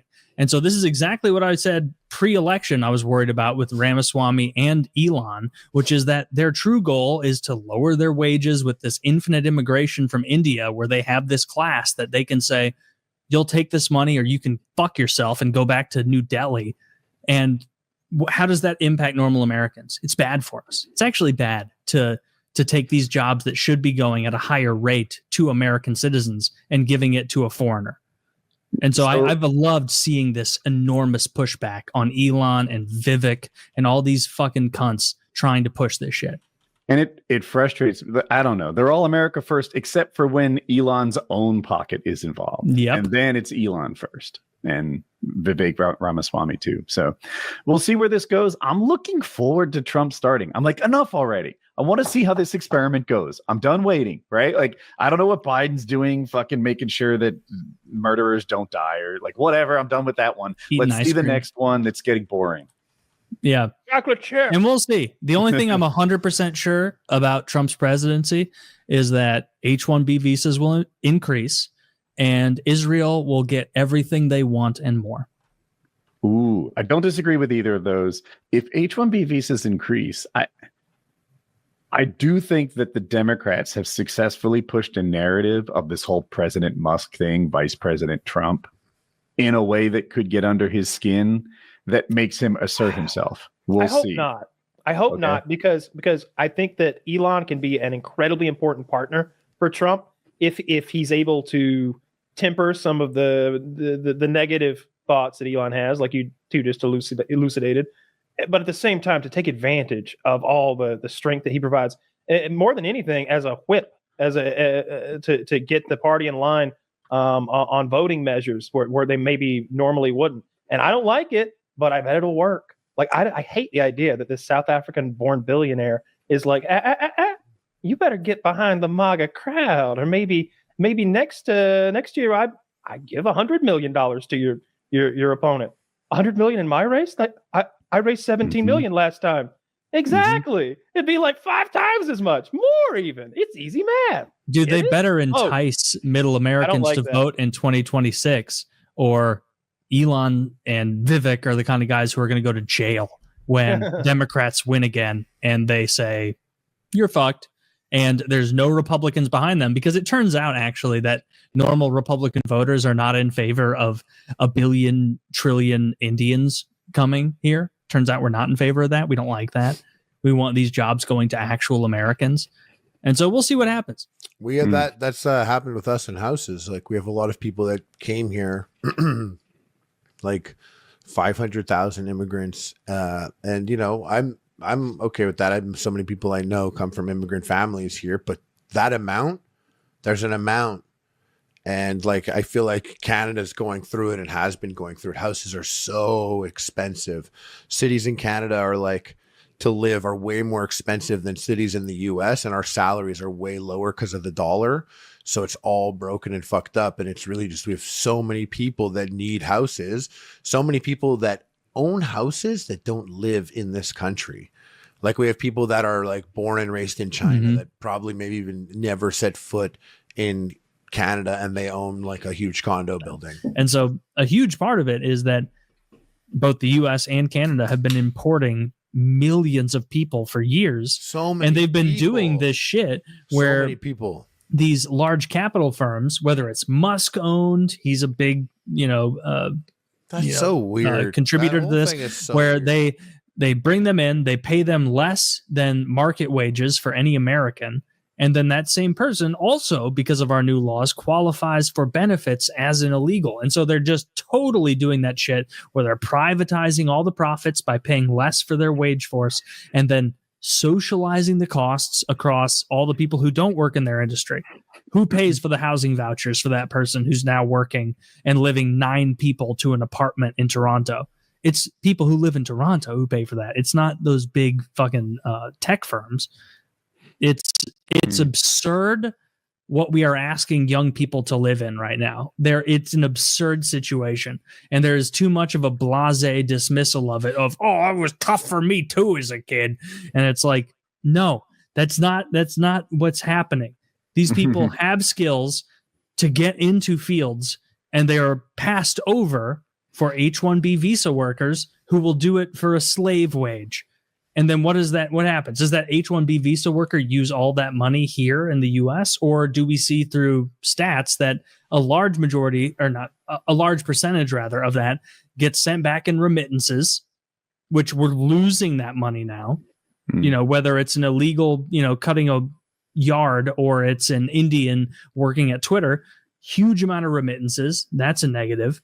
And then you also have the fact that like now we have like born and bred Americans who cannot get jobs in fields they are totally qualified to enter, but can't. Expand on what you said. Sending money back home is part of the Indian culture. And like, I kind of see the morality in it. Like, your parents raised you. Now you're in America. Now you're making money. Like, I can see why they would feel like that's the right thing to do. But as an American giving you this opportunity, it feels bad for you not to be putting that money back in our economy where you earned it, to just send it home to India. It's like, right. It's a reminder that like we're not on the same team. Yeah. And it makes me feel as an American that a lot of these people showing up don't want to be Americans. They don't see us as our own independent country. They see us as an economy or a resource to be Why not used. Make it harder to send the money back home then? And why not tax? I said this like a month ago, 100% tax on remittances. Just 100%. Yeah. Any sort of remittance you try to send back, sorry, bitch, you can't do that. You're supposed to be American now. We should be different countries. The thing I just wanted to get out there is usually the next generation, they're the Americans. Like the people who move here from Italy are Italians till they die, but the kids are Americans, and that's the good news. We'll see if this whole little experiment plays out. Doesn't seem to be, but maybe it'll change. I do feel like a lot of these guys that voted for Trump because they were tired of these billionaires that ran the show. I'm like, are you watching? Are you watching? Okay, let's see how this the reason works out. A lot of us Like I said this months ago. Like I knew that Vivek and Elon and these guys were going to be H-1B visa bitches who were all in favor of that. And so we had a choice between Trump, who is infinite H-1B visas from India, stapling green cards to the diplomas, as he said, or you would have the Democrats, who is also that, and then also infinite immigration illegally from the South. And so I picked this side that was less bad, but yeah, this is totally anticipated if you've been paying attention. Side. I mean, the funny side, well, you didn't pick any side. You can't vote. Not allowed. So, emotionally, he did. I voted twice for you, but we can't say that publicly. Well, I mailed it into Atlanta. I get indicted for a joke. It's a big deal to me that 3 of those people appear to be completely innocent. That's they're not completely. Bring them back. They're illegals. I'm not sure they're all 3 of those are illegals, but I'm not confident enough. It's fucking foggy, and the government isn't doing a good job of elucidating it, and they should. The fact that it is foggy worries me, because why is nobody from the other side coming by and going like, "Here's his fucking mugshot"? He did. Usually, what they do is like, "Oh, you feel sorry for the guy we got today? Here's what he did." It's a little 8-year-old Jessica, Jessica. Jessica. Hey, Jessica, come out here, Jessica. And Jessica comes out with a fucking limp and a fucking one eye because this guy's and a brand new like snake something tattoo. Like 90 of them had no criminal records. Right now, doesn't mean they've never committed a crime. If they're head to toe obviously in a gang member and that's their like sense of identity and sense of self-worth or something, I'm still flexible on this. But if a gay barber gets rounded up along the way, a gay hairstylist, it gets thrown in an El Salvador supermax prison who had nothing to do with this. If they use autism awareness tattoos, no, they haven't gotten them out. The judges ordered it and Trump has defied the order openly. It's not a can't do, it's a fuck you. And that makes it worse. No, the Supreme Court held when they use the autism awareness tattoo as proof that this guy was a gang member, as if that's a gang tat, good golly. Like you're not shooting straight. Does your opinion change? Like for me, they're, as far as I can tell, they're illegals. Like there would be a million people out there saying, "Here's the evidence he's a citizen," but they're not, because he's not a citizen. Like I really There's more don't than one category. It's not citizen or not citizen. Sometimes they like had applied for asylum, which makes them here legally. Sometimes they're green card or whatever. Like they're not. I don't think they're all illegals. They're just not citizens. I haven't done my due diligence. If they are illegals, then I don't give a shit. Like really? I really don't care. Like if it deters more people from breaking into our country, which is just what if they're murdered in the El us, Salvador prison? Then they probably shouldn't have broke into a country that doesn't allow them here. Like, and they're not going to be murdered in the El Salvador. Jesus, Judge Dredd, what next? You like, what's wrong with like why deporting did we even illegals? Bother sending them there? We could have blown their brains out on the street for all the. An El Salvador supermax prison does not seem like a just punishment for, being an illegal immigrant. I'll put it the full way. Yeah, an illegal alien, is that the meanest thing? Illegal alien. El Salvador supermax prison isn't what I want to do with that. Is not what I want to do either. I would rather just send them back normal, I guess, like send them to Honduras or wherever the fuck. But at some point, we do have to get real with it and be like, yeah, stop invading our country. It's ridiculous. What does real with it mean? Does it mean we execute them for coming here illegally? Because I don't think I like that. No, I don't think that's reasonable. I think that just sending them back isn't reasonable. I think sending them back is very reasonable to the place from which if all you've done is come here, that was your crime. That's a crime. You should be sent back. But we shouldn't send you to hell, because that's what we're doing. Yeah, I guess that's fair. Yeah, I just, my sympathy is out for like the whole like illegal thing where it's like, oh, this person could be totally innocent and we just sent him there. It's like, well, they're not. The framing of it's always dishonest, where they're like, he's just a gay hairdresser who broke into our country and lives here illegally and could be involved in gang crime, could be involved in drug crime. Like, we don't know. I want to know for sure before I send him to hell, though. Like, I think that's fair too. Yeah. I just want to know for sure. And if there's any doubt, we shouldn't send him to hell. And look, anybody who hasn't looked into that prison, That is not where they are not. They don't know what all those people have done. All those people haven't been given a trial. They've been put in there and they're going to be kept there for the rest of their lives. That's what that is. Like, there's no plan to release any of those people. They're keeping them there like cattle forever. To tie into what Kyle's saying, cruelty is the point, right? The point is to scare anyone else who might think about entering the country. That's why when there's all these stories about separating mothers from their children, the Trump administration, 8 years ago, was like, this is fucking dope. I love it. Yeah, keep running more stories about separating moms from children. We're trying to scare the next mom from coming in here. I would separate them too. Yeah, but I mean, you have to separate. I don't think cruelty is a personality trait that I value in a president. I think that at the point we're at, with tens of millions of illegals, like, there needs to be an understanding of, like, things might go bad for you if you break into our country and start living here. The implication. we put him out on a boat with Dennis Reynolds. But we could have like faked an implication though. Like we could have faked that. No one has. No one's been taking it serious for decades. Well, they're taking it serious even now Trump because Trump's deportation Australians numbers are and UK citizens low. are afraid to come here. They have travel advisories because every now and then we're grabbing some tourist and throwing them in a federal prison for 2 weeks. Really? We're arresting random Australians? Yeah, an MMA coach that was coming here for the last event. It was over 2 weeks. They held him in a federal detention facility because his paperwork didn't clarify whether he was earning any money as a coach here for the UFC event. So they held him for over 2 weeks. He got in a fight. They were trying to take his betting from him while he was in our facility. They ended up, of course, apologizing to them for their mistake and sending him back home.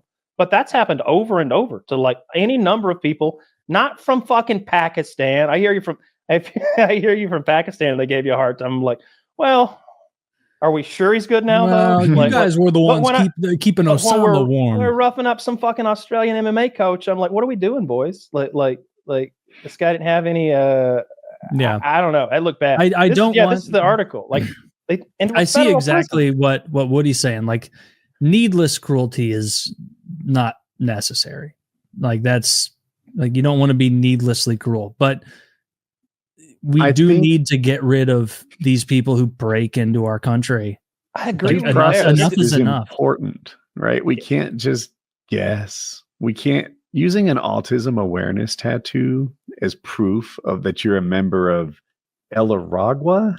I don't know how close I came on. Aragua. Can you say it again for me? Trende Aragua. Trende Aragua. That's close. I'll try to keep that. Okay. An autism awareness tattoo is not proof that you're in Trende Aragua. And what they're doing is reckless and cruel and intentional. They want people to be scared. And being cruel to scare people isn't something that I think makes a good leader. 30% of ICE is Hispanic. Do you know that?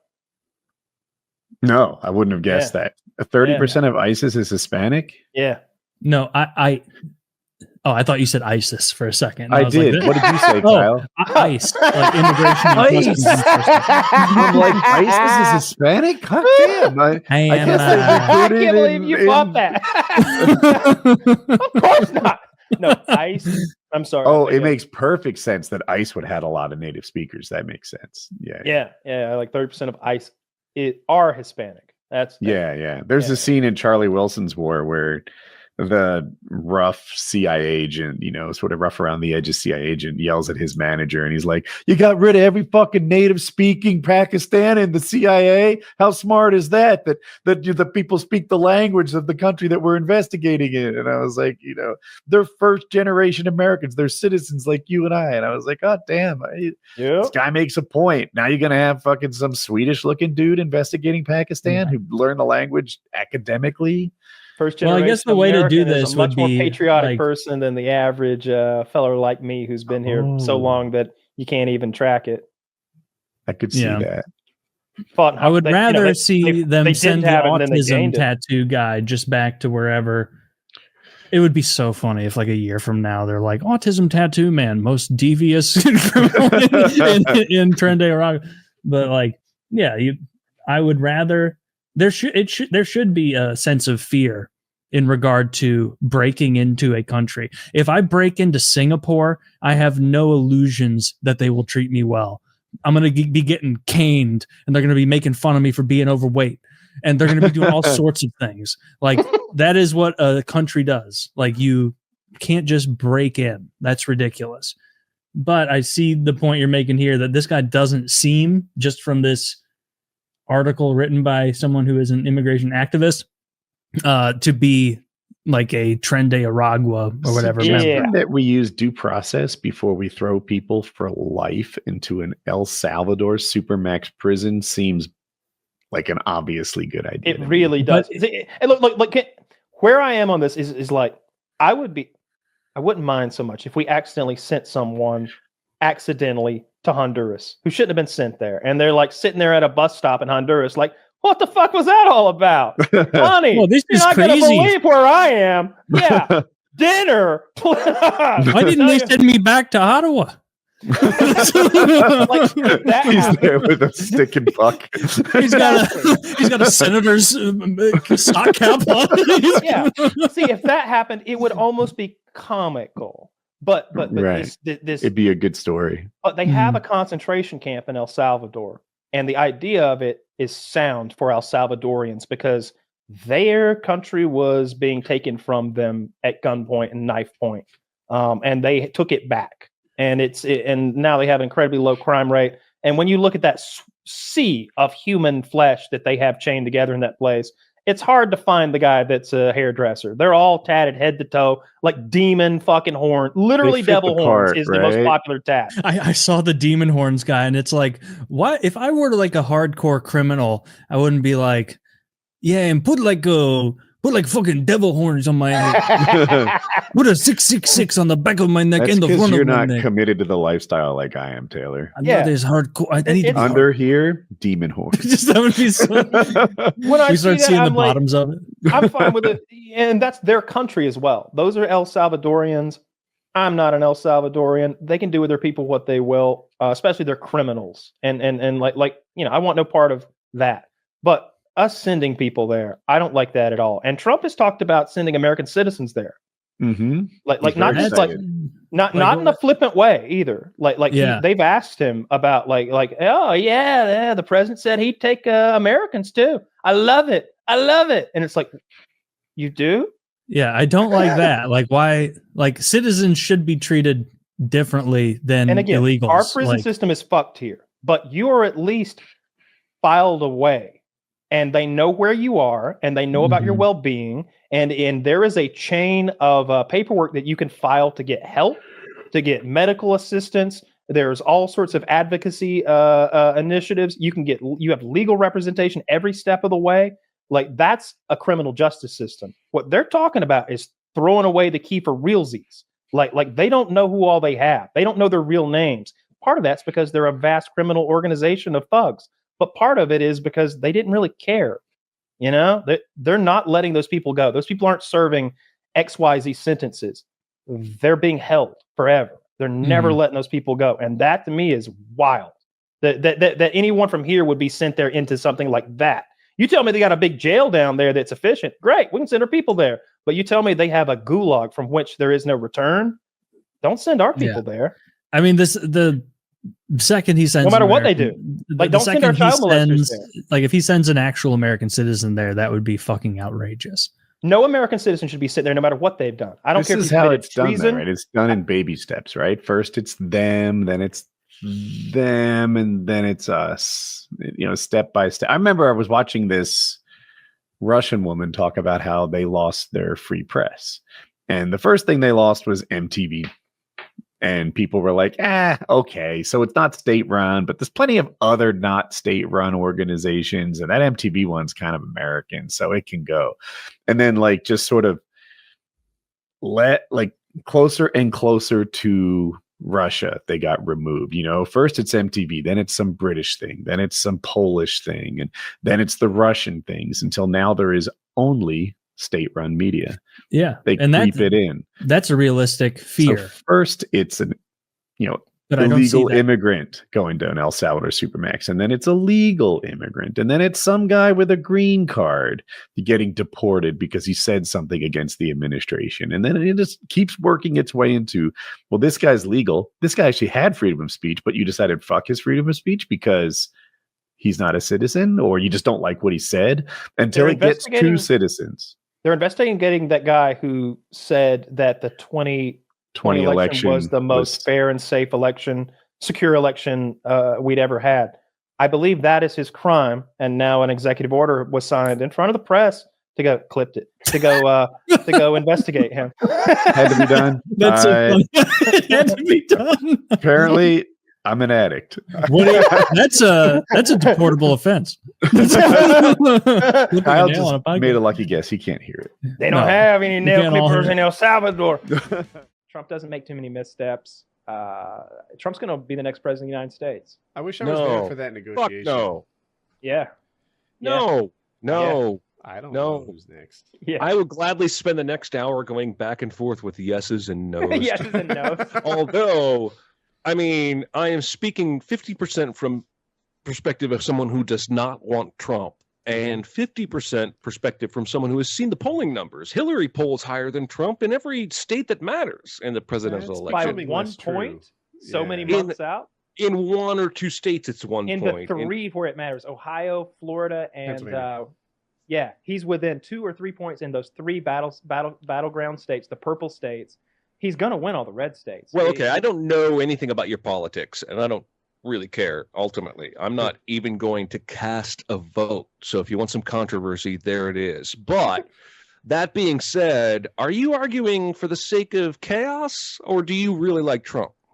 I don't really like Trump, but I really hate Clinton. I feel like Clinton is going to make gun control her banner fucking thing, just like Obama made healthcare his thing. I can't have that. It's absolutely, it's awful. She wants, for one thing, she wants to hold firearms companies liable for when some maniac goes and does something awful with a gun. You wouldn't hear anybody saying that about Ford Motor Company. You just I will say, comparable. To keep out all Muslims and build a Mexican wall. What's that? I said it's X companies that hurt children's feet. That's X companies, yeah. And I said that Trump wants to keep out all Muslims and build a fucking wall. You know, Obama did that. Aren't they both terrible candidates? Like, no, they're not. Trump is a great candidate. So he didn't say he wants to keep out all Muslims. He said he wanted to put a temporary ban on any Muslims coming to the country until you can verify who and where they're coming from. Which makes a lot of sense to me. I don't want random people coming here. If there's someone who's a good, hardworking person who can, give to our American way of life and be part of it, more power to them. Let's get them over here. It shouldn't just be Muslims, though. It should be everyone who has to do that. It should be anyone. Sure. Podcast is about to get hardcore, man. and to go back. And I feel like that wall is a great Trump idea. Trump is a better candidate than Hillary, but he's not great. Yeah, I want the wall. Not great. Why wouldn't you want a great the wall? candidate? But he's I'm better sorry, than Hillary. Taylor. Kyle, you want the goddamn wall?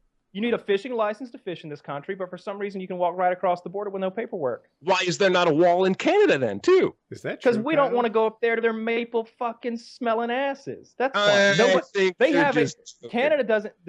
Canada doesn't need a wall for the same reason Canada doesn't need a real military, because they got us here. We kind of handle that for them. Nobody from here is wanting to go up there, not unless Trump gets elected. And if I'm a terrorist right now and I want to commit an attack on America, I'm going to Canada and I'm slipping through the border. Well, unfortunately, the terrorists work for a group called ISIS and not CinemaSins, and ISIS has said that what they want to do is come through Mexico. So while the CinemaSins apocalypse will probably come through the Northwest Corridor, ISIS is coming from the south. Listen, there are plenty of people who think we are worse than the ISIS terrorists. I agree completely. And in general, you are awesome. I just think the wall and the Muslim ban are both terrible ideas, and the hate of Hillary cannot put unearned shine on Trump. That's just ludicrous. Play devil's advocate. You are aware that Obama put a ban on Iraqis, right?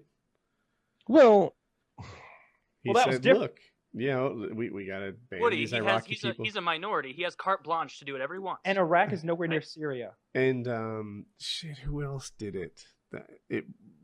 was it Bush Sr. who did it too? And no one blinked an eye. Oh, I'm sorry. No, Carter. Carter put a ban on Iranians and something else. Yes, he did. They're all wrong. They're all racist bastards. I don't think that they should do this. It should not be a race thing or an ethnicity thing. All it should be, like, everyone would be on board if they were like, hey, you know, illegal immigration is a problem in this country. We need to step up making sure, like, that we're checking people's papers or whatnot when they're coming into the country. Like, just not for Muslims. We do that, just for everybody. Right? Just do it to everyone. Well, I don't know how you enforce a Muslim one, because I don't think anyone registers as Muslim. That is racist. You can do it. Well, not Muslim's racist. not a race, but it's xenophobic. Religious. You know what I mean? Xenophobic. But is that even right? I don't know. But I feel like I can say, hey, look, Iraqis can't enter because everyone's sort of a registered Iraqi. It's common sense. That's what they call that. But I don't think you could say like Muslims can't come in, because like I could be in Filipino and just be like, oh yeah, I'm Christian, dude. And but wait, what do you know? About some husband and wife in Iraq who have no government or political inclination whatsoever and just don't want to get bombed the fuck to death? You're going to keep them out just because they're Iraqi? Why should they come here? Why don't they go to like the United Arab Emirates, an incredibly wealthy Arab country, much closer? Because our country was founded on the principle of being a goddamn melting pot, right? Like, we are open to refugees. Like, that's the point. Not anymore. Like, Ellis Island days are over. Like, bring me your sick, your poor, your tattered masses or whatever. Ever since Will Smith went there and Hitch, Ellis Island is over. Nowadays we're like, bring us your ITT bring us your engineers, bring us your STEM graduates, and keep your Stone Age and bring us your NHL All-Stars. Man, I really thought we were going to debate like pop culture, and here we are, like earnestly arguing politics. I love it. Oh, it's just the immigration thing. I feel like you got a lot of bad people coming out of Syria, and maybe some good ones too. And you see all the attacks in. Look at the attacks in Brussels. Look at the attacks in Germany. Look at places like Cologne, where you've got so many sexual assaults by these North African men, these Syrian men, these refugees who are coming from that region of the world, going to these European countries, and they don't have the same views about the way about treating women with respect that we do. So much so that they're gang raping them constantly. I read about a different gang rape every day by refugees in one of these European countries. Every day I read about at least one. I would still rather. It's not like, yeah, they drug her in an alley and raped her. It's like, no, it's like 5 hours of rape by 11 individuals, and then they raped her daughters while she watched. I understand that happens, but I don't think you can say because people are bad, we let in no new people. Like, there's still refugees that legit are starving, and they need somebody to help them. There are veterans on the streets of Los Angeles who are legit starving right now. I think we should help them out. I passed by 3 of them on the way to the studio right here that I'm sitting in that's so lovely and nice. Those guys needed some help. They're Americans. They fought for Americans. They need a leg up. They need a helping hand. And everything, but how many views and likes do they have? You didn't stop and help them. I love you. I couldn't. It's an Uber. It doesn't work that way. He was on Cindy's timeline. Yeah, so he didn't have time for that. I would rather let in one legit starving, needy refugee along with potential threats. No. Next question. Hang on. I get the question. I get to take this. I get to take this. Can they move into your apartment building? All of them. So, all right, we got a big bag of M&Ms here, right? There's 100 in there. It's family size. They're peanut, if that matters. All right. Yeah. One of them is poisonous. Do you even think about eating one of those M&Ms? You wouldn't, right? That is a terrible analogy. You just did the exact same thing. You said, hey, I don't care if there's like 99 people that might be into some terror. I didn't say I said I would rather help one person if it includes the risk of letting in bad people, then turn away all people. I think it is. It almost sounded like he said, so long as one M&M's not poison, you'll take the bag. Like, hey, I know there's a risk, but if there's one good M&M in there, we need to roll the dice. I feel like it's being treated as a zero-sum game, and that's really some bullshit. Simple. Like, it's not like there's going to be nefarious people coming in if you don't uphold some sort of standard for people coming from this part of the world. It just will.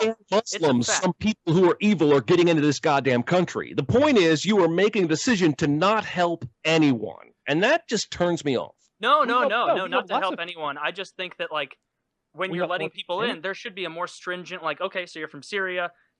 We're so sorry that you're going through this. Yeah, let us help you this way. It doesn't have to be a carte blanche, everybody in, kind of decision. There's so much middle ground there, but you only ever hear, we got to let them all in because even if there's a few good ones, it's worth the risk.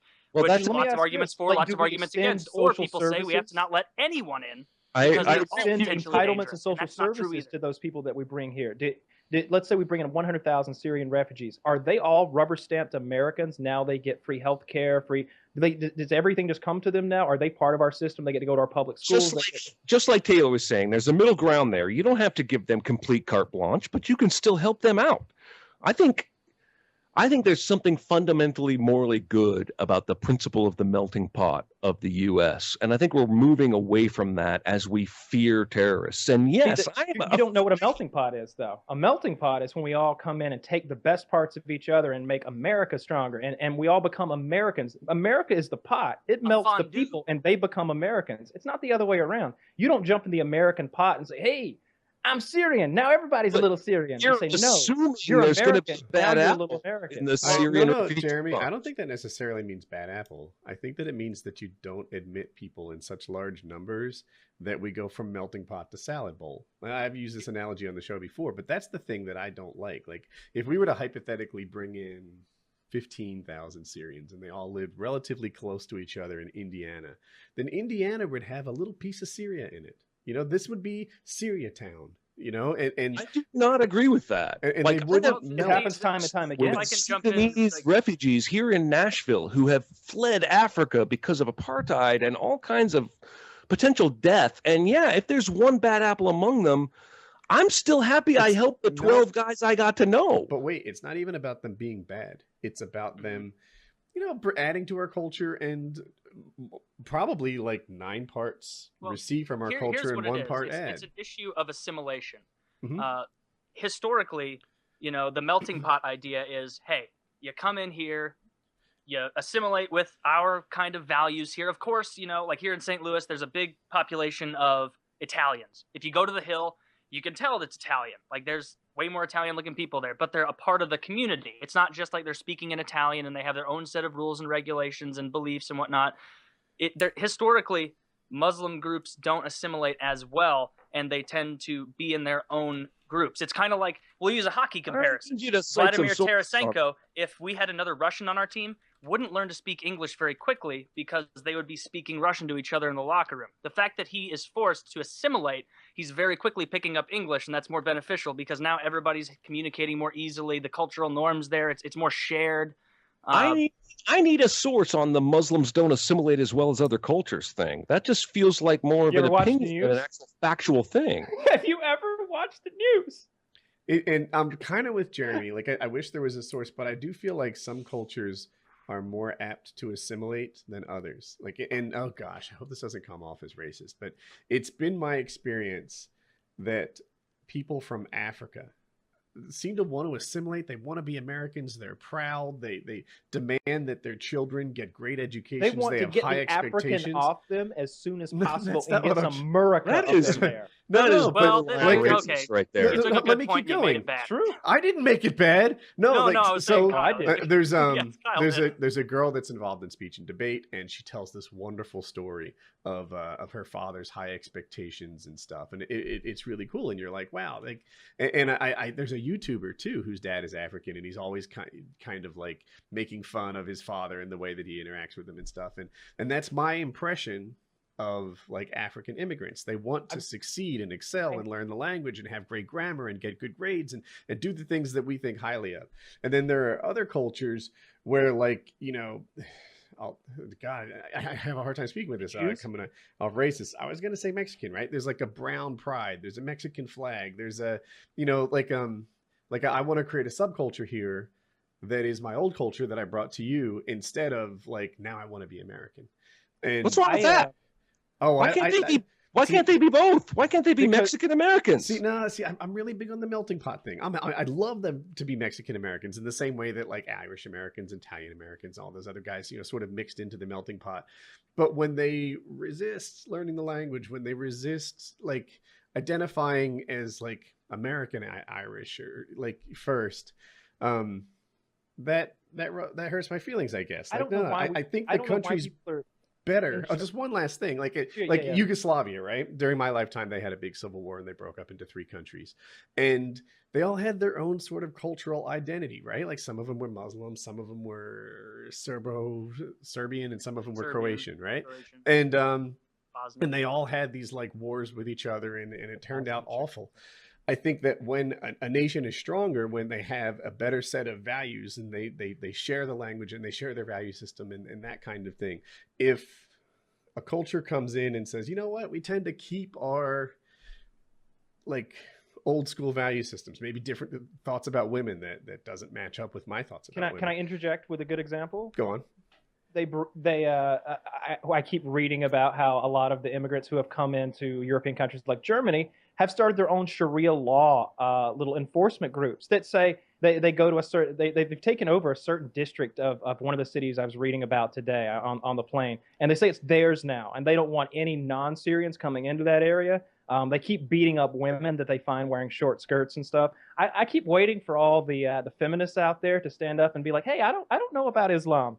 That's maybe not the best thing for us, because I mean, I'm not an expert about Islam, but I've seen a lot of what Muslim men feel about women. I had a lot of North African friends when I sold cars. There was a Moroccan guy, 2 Nigerians, 2 Somalians. I said Nigeria, and there was another one.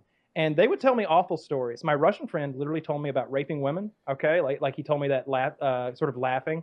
I wouldn't say it was rape. It was more like really taking advantage of a very drunk woman. And I was disgusted by that until I spoke to my Moroccan friend. And he explained to me that if you see a good looking woman, you just walk up to her and take her. Do whatever you want. You grab her breast, like feel her up. And he said, she screams. She say, no, no, no. And you say, you better do what I say or I'll tell your brother you're a whore.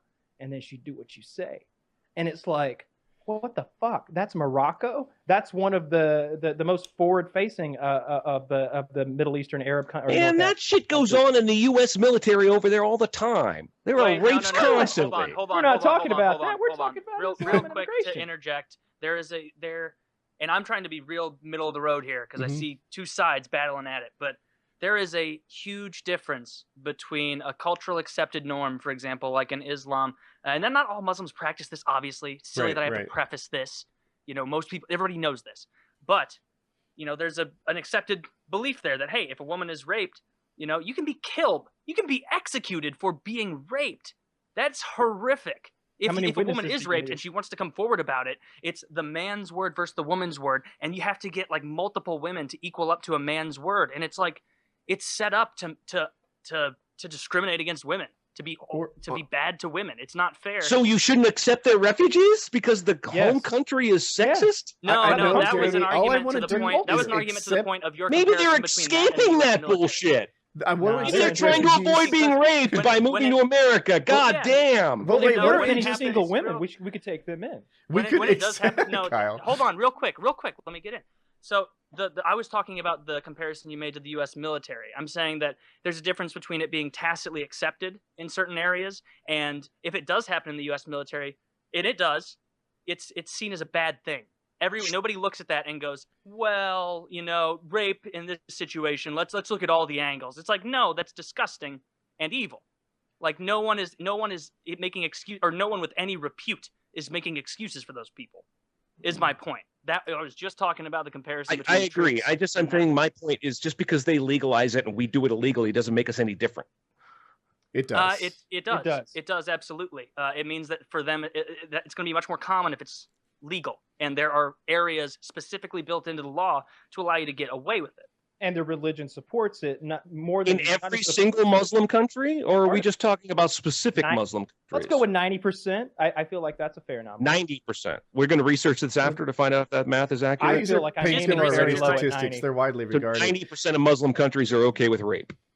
Oh, yeah. So, Jeremy, here's the thing. Rape of a woman. Let me jump in. I've been waiting my turn. Correctly in their eyes, I guarantee it. I guarantee that if you poll 90% of these countries, you'll get more men will say than don't say that if a woman is dressing is scantily clad, she's out by herself, it's dark, then yeah, it's perfectly okay to assault her. I really don't think any of us are qualified to talk about this bullshit. Oh, that doesn't stop us. You guys are making some pretty No, that doesn't stop us at all. That doesn't even slow us down, Jeremy. So we do. So I have my qualifications speak for themselves. I've got somebody in my extended circle who is Muslim, and he is very homophobic. Right. And he's like, it's not that I'm scared of them. I just I would never want them to be like hitting on me, like one dude of millions, right? Anecdotal. I'll grant you. I don't know any. But I know lots of homophobic Christians too, but they're not all homophobic. I hear you, but yes, but they don't normally start. Look, the Christians have had look. I'm not a Christian. I'll say that. I think that you're looking at an inherently different situation though if you compare the Quran to even just the Old Testament. If you do like a keyword search, you'll just find a lot more violence and a lot more. Hey, if they do this, cut their head off. If they do that, cut their head off in the Quran than you will in the Bible. But there is that in the Bible as well. But it's just a matter of what groups are still following. But are we judging modern religions on what, hundreds? You think modern Islam is a modern religion though? It seems pretty old school to me. Well, I'm just saying, if you're going to judge Islam this way, you need to judge Christianity this way. I do. Christianity is a terrible thing. We should outlaw that too. We shouldn't be allowing any more Christians to come into this country either. Keep them out too. Well, okay. Now you have completely, I was 5 minutes away from just saying I loved you guys, you're all awesome, and killing this podcast, and now I'm going to shake your hand because you're not wrong there. I just wish you had said that earlier so we hadn't argued for 30 minutes. There's lots of groups I don't like. You're going to find that out about me. I'm more in favor of a keep everyone out of America ban than I am a keep Muslims out of America ban. Yes. Look, the way I feel about that is honestly this. I feel like America is the best team in the NFL, right? I feel like that's what we do. We are. Someone tell me who the best team is if it's not us. Who's best at fucking playing football? I'm not talking about football. I'm metaphorically speaking. The world is the NFL. We're the best. We're the best of the best. You tell me who's better. Tell me whose defense or offense is better than us. Whose special teams is better. Somebody's going to say China, but carry on. Don't even get started. Oh, they just got a big roster. That's all. They have a very deep roster. Yeah. Look, a lot of depth on the Team only China. people we should be bringing in here, we should treat this country like it's an NFL team. Don't be bringing in a bunch of 5th, 6th round draft picks. You bring me fucking...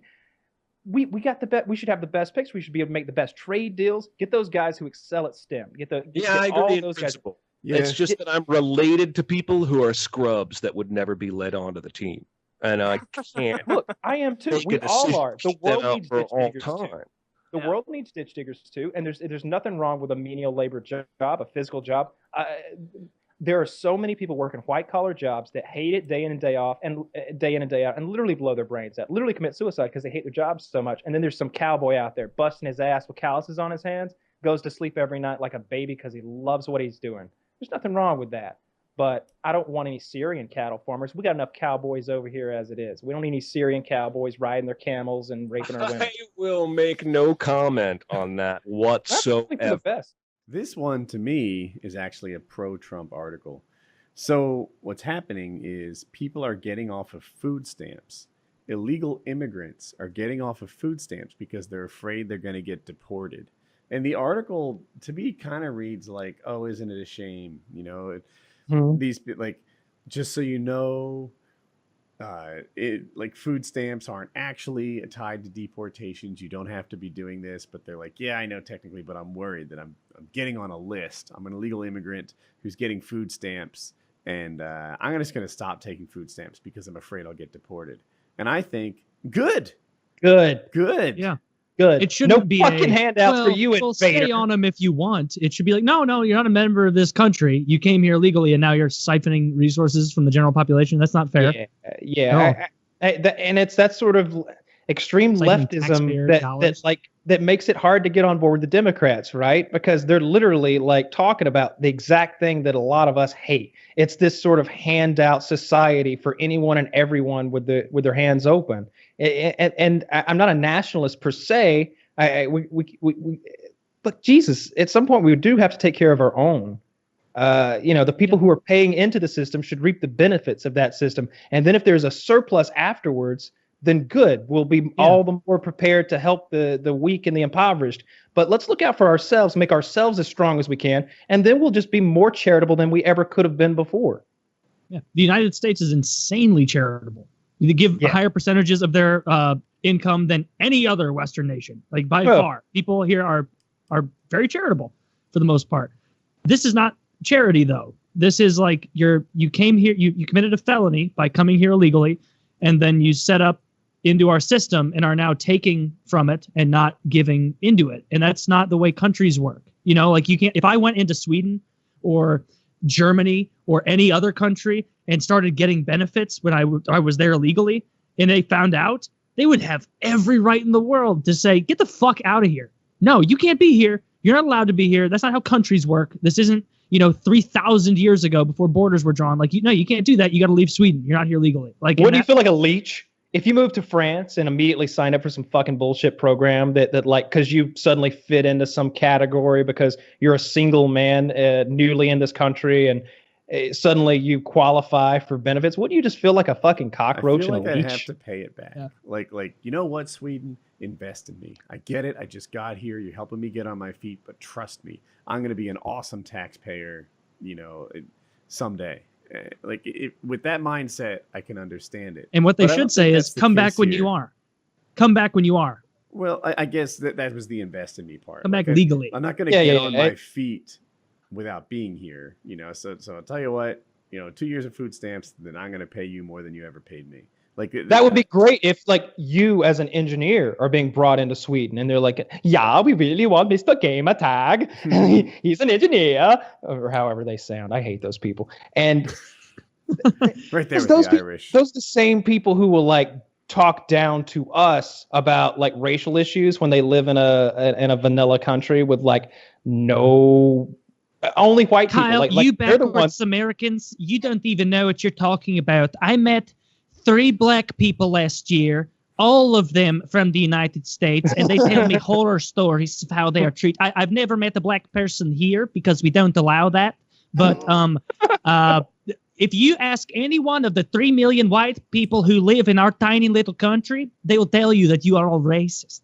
Like, it's like, yeah, okay, you have no idea what the fuck you're talking. Same thing with Canada, where Canada's like, talking shit about stuff like, oh, you guys down there with your racism and your shit. It's like I don't know. I'm so tired of how much America gets shit on by so many members of other countries. And if you say anything about, and obviously like Kyle making fun of Ireland, it's not really true. No, like, I love Ireland. I like the accent, the food, the whole thing. You don't actually hate Sweden. Like we give them shit.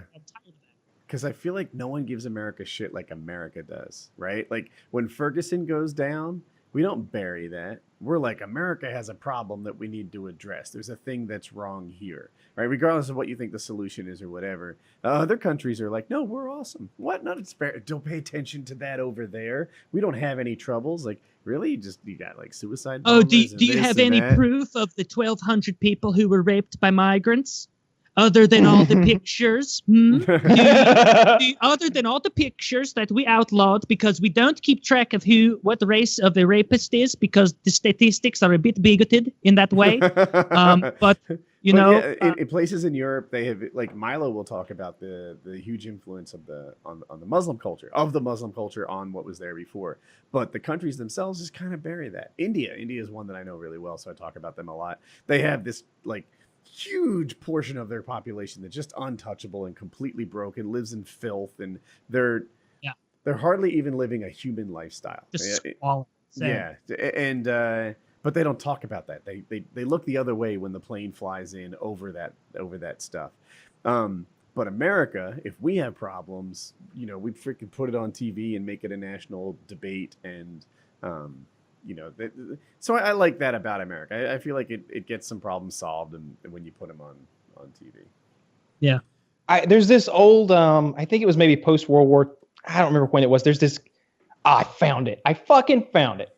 Let me play a second of this to make sure I found it. This is really good. Yeah. So the way I remember it, this guy was a Canadian radio guy, and this is him on America. This is him talking about America. And it's very good. It's 5 minutes, but this is a strong way to close this show. This is a strong way to close out. Especially if you're American out there. Listen to this. I'm queued up at 0. Me too. 3, 2, 1, play. Do you guys have audio in the beginning? No. Okay. It's coming. The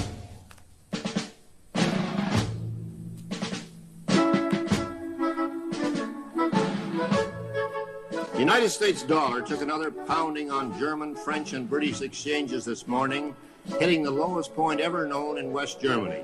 It has declined there by 41% since 1971, and this Canadian thinks it's time to speak up for the Americans as the most generous and possibly the least appreciated people in all the world.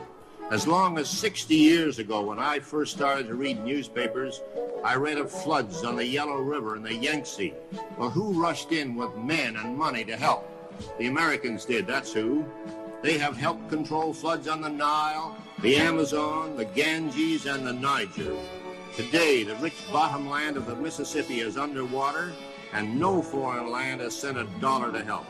Germany, Japan, and to a lesser extent Britain and Italy were lifted out of the debris of war by the Americans, who poured in billions of dollars and forgave other billions in debts. None of those countries is today paying even the interest on its remaining debts to the United States. When the franc was in danger of collapsing in 1956, it was the Americans who propped it up, and their reward was to be insulted and swindled on the streets of Paris. And I was there, I saw that. When distant cities are hit by earthquake, it's the United States that hurries in to help. Managua, Nicaragua is one of the most recent examples. So far this spring, 59 American communities have been flattened by tornadoes. Nobody has helped. The Marshall Plan, the Truman Policy, all pump billions upon billions of dollars into discouraged countries. And now newspapers in those countries are writing about the decadent, warmongering Americans. Now, I'd like to see just one of those countries that is gloating over the erosion of the United States dollar build its own airplanes. Come on now, you, let's hear it.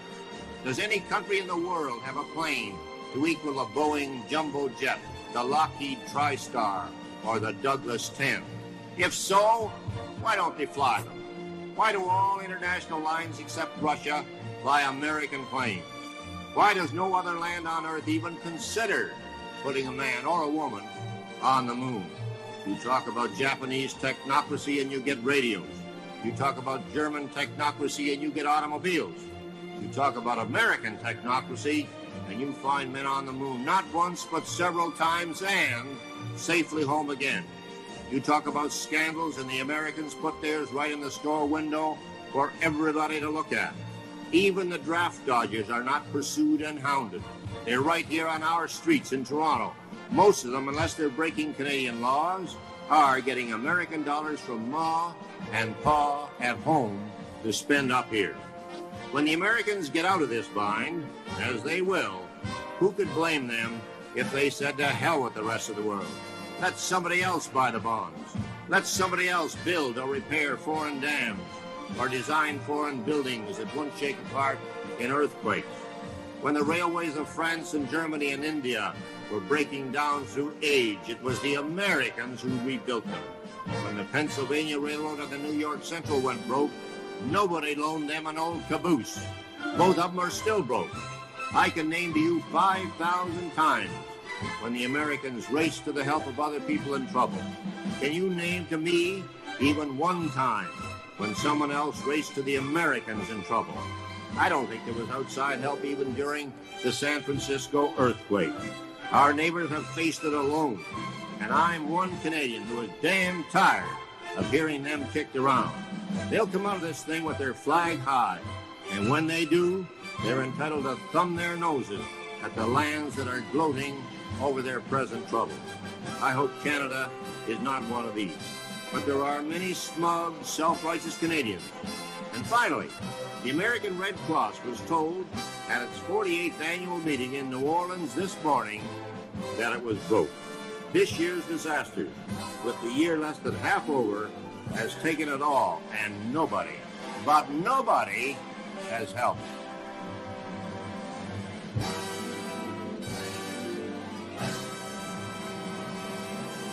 I thought that was good, and I thought that the part about us putting our scandals in the store front window was relevant after what you had said. Yeah, that was exactly. I really like that. Yeah, that's really powerful. I like that a lot. I think that was that's from like the early 80s or something. It looked like it was from 2003. Yeah, the video is, but the audio of the Canadian gentleman, I think, good old Canadians. Older. Yeah, because he's referencing East Germany and such. Oh, it's from 1973.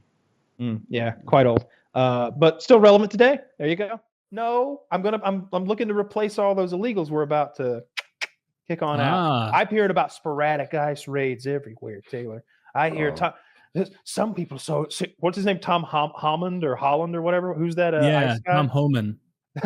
Some say they saw Homan in New York City. I heard he's in Chicago. No. Homan is behind enemy lines with the cartel. I was watching Fox News about it. Oh my God. So scary. It vibes propaganda, and there are probably elements of truth to it, but they're like, ICE is sweeping into sanctuary cities and removing violent MS-13 members. Yep. And I'm like, is this true? But then, dude, the worst part of it as the blue teamer, the guy who's being detained is like, you fuck Trump. Thank you, Joe Biden. Thank you, Obama. And I'm like, get off my team. He's like you won't send me back to Haiti. And it's like, you saw the same thing. Yeah. I saw that video online, and I was like Goebbels couldn't have made better propaganda. Where it's like, I'll get you, America, and your little dog too, and your little cats and dogs too, which I'm gonna barbecue up, and I'm gonna eat them, and you're gonna watch me. I'm not going back to Haiti. One of those threats is this illegal alien from Haiti. ICE says he's a gang member with 17 criminal convictions in recent years. Trump, you feel me? Yo, Biden forever, bro. Thank Obama for everything that he did for me, bro. ICE Boston quickly takes down its next targets, including this illegal alien from Brazil who has an Interpol red notice for armed robbery. This Salvadoran illegal alien charged locally with rape and released by a sanctuary jurisdiction. Señor, ¿cómo se llama? And this Dominican illegal alien charged with assault with a deadly weapon and heroin trafficking. But he has that that French accent inexplicably that those cocksuckers have. You ever met a Haitian? Yeah. No. They have French accents. I knew that. Yeah. I'm very happy to see it. Like, they're hopefully actually going to follow through with the deporting illegals thing. They're doing especially it especially if they're targeting like the violent bad ones. I've heard if they just remove them all. This is a farmer. He looked Midwest-ish or something. White guy, maybe owned the farm, just basing on looks. And he's like, we'll be out of food in 2 days if you remove every illegal from America. Sure. And I'm like, oh. I mean, farming is one of the most automated things ever. Not all of it is. Not all of it is. A huge percentage of it is. If you're talking about, and every year it's a higher percentage. But Taylor, the small farmer is less automated than the gigantic factory farms.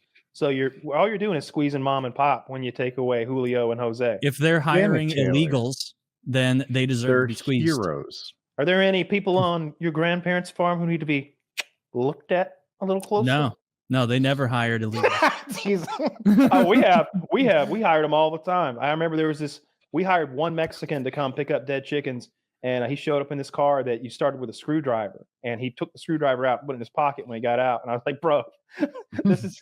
Dude, other people have flatheads, dude. Like, not only that, but who's stealing a car that only starts with a flathead? Trust me, that wasn't its only malfunctioning. Who's going to be like, all right, I'm in for stealing a car. I'm in for Grand Theft Auto, and I'm going to steal this fucking Prius that doesn't work.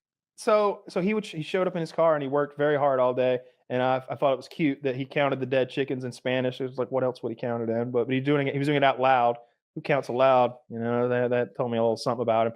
But then the next, a week later, he couldn't make it. He was sick. A different guy showed up though in his place that we didn't know.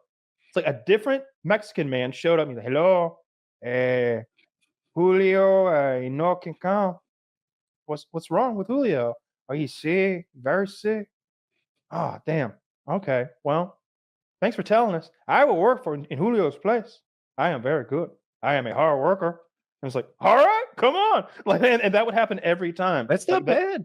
It's wonderful. Imagine if someone calls in sick, but instead of they don't call in sick, they send their replacement who's been told what to do. It was wonderful. We gave those people a goat for Christmas. They slaughtered that bitch like it was a sacrifice. All right? You ain't never, dude. They put it on a spit and cooked it. They wanted a goat. We didn't just randomly give them a goat. I've been to Springfield, Ohio. They're eating the goats, dude. The Mexicans are eating the goats. Did you see that video of the one? There's this one lady in Ohio who was like eating a cat, and then it came out. They're like, "Hey, idiot, she was a citizen." It's like, I believe you, but there are people let's still look into the situation, though. Let's take a peek, though. Let's hope this is a one lunatic. They're not part of a club. Dig a little deeper than IDing her. All right, she was eating a cat. Yeah. Well, look, I mean, you want to talk about mental illness? And there was that car accident, or there was some kind of disaster a while back. I want to say Florida, but it always seemingly is. But anyway, a person's limb was thrown out onto the road. They had been in a car accident or something, and their arm flew off. And a random passing by homeless man picked up the arm and started eating it. Yeah, I hated that. And it's on video. It's not like I heard a guy who told me that, he puts gerbils up his ass. I'm telling you. Like, no, I watched this random. They had to get the arm back. Like, give me that. That's such a rare occurrence because you need someone's arm to be ripped off freakishly, and you need a guy nearby who eats arms. What are the odds? What are the odds? I always I know I've high apparently. Whenever I think of it, I like to remind people that person who was quote unquote bath salts in Florida back in the day, who ate that guy's face off while he was alive. They tested his blood. He was clean. He's clean. He's sober as a preacher, and he ate that man's face right off. He did do that. Gnawed his face off. They got a word for that. Zombie. Crazy. Oh, come on, let's have some fun. Crazy. There's plenty of crazies. I wish the zombies would come. I've been waiting my whole fucking life for the zombies, Taylor. Really? You don't even know. It wouldn't be fun. It would stink. Someone comes to Woody's house, some cop, and Woody's like, I swear to God, you just missed him. This MS-13 agent just sprinted off into the woods. He's got ice in here, baby. Yeah, get ice in here. Search comb the woods. Find this MS-13 members burning cardboard boxes. Oh, MS-13's a terrorist organization now. So are two Venezuelan gangs that Fox News, somebody's been whispering in their ears for months. They keep mentioning the same Venezuelan gang that nobody cares about because somebody doesn't like them, I guess. But all those gangs are now terrorist organizations. So I wonder if that allows ICE to more effectively work with other agencies under perhaps the Patriot Act or something like that, some sort of counter-terror thing. Because if you could find like this guy's in MS-13 and he's illegal and he's in a community. So everybody in the community is sort of hanging out with this terrorist. And they're also illegal. Well, let's just scoop them all up. And maybe we could use like some funds or some personnel from an anti-terror group. Like I don't know, like special forces even. Like I always love when they ask Trump, like, would you consider sending like tier 1 operators behind across the border into Mexico? And he's like, stranger things have happened. And I'm like, oh, I love the Trump presidency. That's great. That's exactly what I want you to say. It's gonna be like that. It's gonna be like that Spider-Man meme where the authorities sent by the U.S. now get to the heads of the cartel, and it's like a CIA guy there. Bill? Bill? They all take their masks off. He's got a sombrero and a fake mustache on. His name's Craig. Okay. I'm trying to look it up and make sure I'm right, but I think making them a terrorist organization lets the federal police, like FBI, get involved. Whereas if they were just local, it wouldn't be in their jurisdiction. I'm sure in many ways it allows us to take the gloves off. Which I appreciate. They got to be scared. I would be. It sounded, based on Kyle's description, they're like a 2-bit group of 18 people, like being terrorists in Colorado, and now the CIA's after them. Like, good luck. Well, I'm talking about like the cartels at large, and it's multi-billion-dollar organizations that are like well-funded with their own private armies. If I'm like American Special Forces, I'm chomping at the bit, right? Like if you're that guy and you're like, oh man, Middle East is. I miss the Middle East.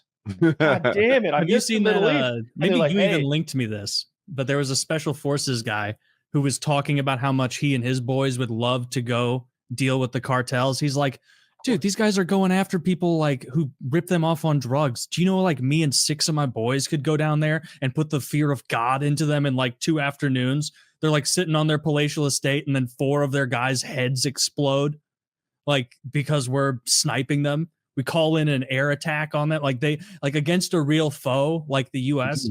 Like we could take actual armies. I could put the fear of God into them. I would call in someone else to do it. Yes, I'd talk to the most elite drone operator. I mean, that's what Trump's going to do. I can't see Trump getting his hands dirty, though. I wish he would. I wish Trump was the kind of guy who was like wanted to go down there and like they kill the whole cartel and they got the last guy. And they got a bag over his head, and when they take it off, Trump's down there and like tactical gear that doesn't fit, looking like Steven Seagal. Dude, he's on got the yellow glasses on. He's losing weight, but he is not in cartel fighting shape. Like that's why it's going to be so funny. He shows past cartel fighting age. Yeah, he's not past cartel fighting age. Clint Eastwood could do it. He can too. Neither of them could do it. Oh, I wouldn't want to face down Clint Eastwood. I'll tell you that right now. Really? No, Clint Eastwood. I can't believe he's still alive. Thursday. Is he 100? Is Clint Eastwood 100 years old? Like, is he? I wouldn't. So old. I feel like I'd know if he was. I'll look him up. He and Jimmy Carter could have been in school at the same time. You're pretty close. He's 94. Whew. He's still directing and acting. He's kind of speedrunning in office right now, eh? He's doing like some sort of any % run, right? Oh yeah, I feel like he's going after it. He's hit the ground running, and it's very impressive. Like clearly there's a team this time, and there's an organization this time, and they're doing so much. All of those orders. I mean, clearly he's had to rescind some and go back because they're so far-reaching, and there's so many, hundreds of them. But I mean, I'm digging it, right? I'm watching every second of it. I feel like he's just like he's in there and he's like, yeah, last time I did a good run. Now I want to do a renegade run, and I'm gonna just do a full completion. And I don't really care what ending we get. I'm just gonna do it fast. I'm gonna do it fast. He's doing the easy stuff, right? And Biden did the same thing. Like as soon as Biden joined, we got back in the Paris Climate Accords. As soon as Biden joined, we got back in who? Maybe some trade deal with the Paris Climate Accords. Remember that? Yeah, Trump pulls out again. The World Health Organization. Who? Oh, the World Health. Oh, I'm sorry. I thought you were saying who to Biden. Yeah, like Biden put us in the World Health Organization. Trump pulls us back out again. Like these are just executive orders. Like they flip back and forth with every party change. Good thing you guys are so big and strong. Like what kind of like lasting like accomplishments he has, because executive orders are not accomplishments. Yeah, they early on they do like that. The ones that won't be reversed are like man, he's great at the press conference. He's a master of it. I saw him do his Laken Riley press conference. He's got the Laken Riley, of course, is the student who was murdered in Athens, Georgia, by the migrant that was flown around the country through that ridiculous program that, like, on our dime, they flew that person to Atlanta from somewhere else. So he's got her mother there, and he's like, you know what, I'm gonna let her speak. And then she's up there crying, and she's like, Donald Trump is a man of his word. He promised us that he would do this months ago, and here we are doing it. And it's like, dude, and then they tried to ask Trump a question. He's like, I don't think this is the appropriate time. I'm going to sign this bill now. I was like, oh, he's winning. He's winning. Yeah, that's good. That's good. I'm almost sick of winning. There's been so much winning. I'm almost there. Oh, dude, like when I hear that he's like, we got 30,000 beds in Guantanamo Bay. We could just start sending them there. I'm like, that's crazy talk. Send him there. I did not have concentration camps on my bingo card. I did, dude. I thought we were going to have them in Texas. You had it in the first month, though. You had concentration camp in the first month of office. First of all, it's a distribution center. Okay. It's a concentrated area where people go camping, Harley. Stop it with your miscategorizations. So he would just use it as a prison and just send the illegals there? He is already, it's already done. Like it's not like, hey, maybe it's like, so it is written, so it is done type shit now that he's president. Like when he comes up with a thought like that, he's like, how many beds? 30,000. Well, now we've got 60,000 because we got 30,000 to house them here. Get to it. There's not enough room, like literally, like beds they'd have to be like that prison. You know that prison we were watching? Where the guys all have the beds stacked up? The El Salvador prison. Yeah. Because they don't have room for 30,000 people there. They do. Is 30,000 a big prison? Is that a huge prison? That was enormous. Pretty prison. normal. That would be gargantuan. That's great. So it's Do you not have even any idea how large the one in Talladega was? Oh, I think there was maybe in the low part that I was in. I would guess because I never saw the whole thing. You know what I mean? They don't give you a tour. That'd be cool. But it felt like there was maybe like 2,000 of us. Don't use that door. That lock doesn't even work. Yeah, like I was in a dorm room with maybe 120. It felt like, and then there was like 3 or 4 more of those dormitories. So like, and then I think there may have been more somewhere else, but I never saw them. So it felt like there was maybe 1,000 of us, I guess. So I Googled it, and you're really good. It said 800, approximately 890.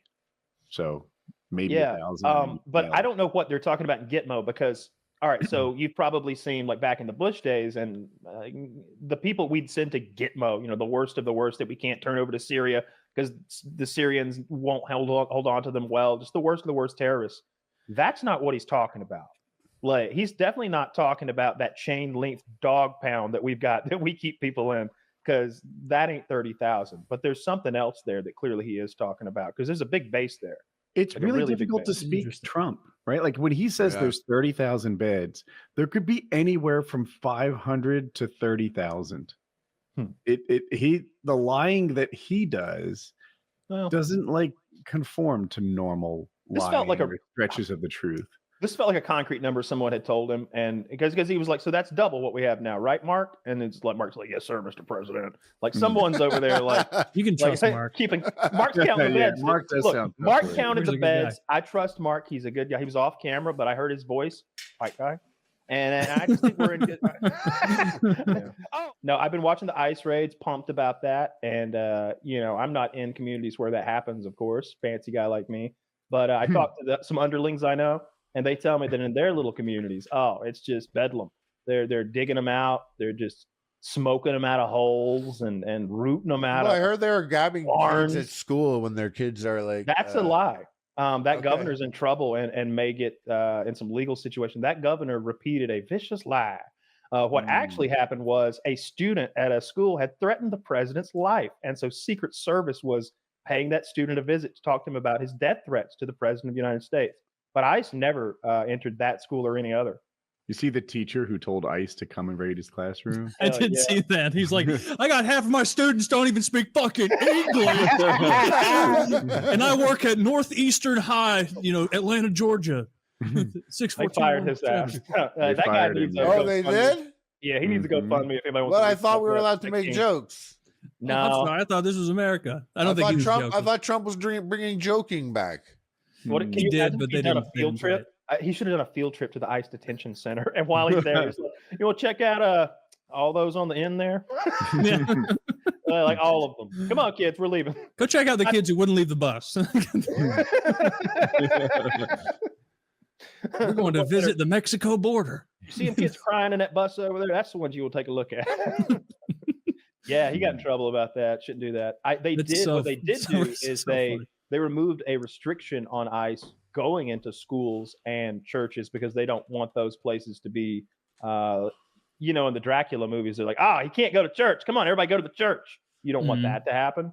But I don't think they've actually gone to any churches or schools yet. But if they do, then good on them. Some of those kids need to go. Well, all those kids need to go. I thought I saw this. But if there's any little ones, we keep them because we're in short supply. We are in short supply. We can keep the dwarves just to bring a little cheer. Maybe we can have a whole. You know how China has that dwarf town. We should have our own dwarf town. You know how many dwarf towns China has? Infinitely more than us mathematically. And so if we could just get one good dwarf town, dude, imagine you put that in like a state like South Dakota. Suddenly tourism. Suddenly enterprise. South Dakota has lots of tourism. Or wait, they're the ones with Rushmore, right? Yes. North Dakota. We'll give it to North Dakota. North Dakota needs it more. I saw a poll that got me all excited. They're like, Trump dropped 5 more points in public approval or whatever, some rating. And I'm like, dude, that's a significant drop, etc.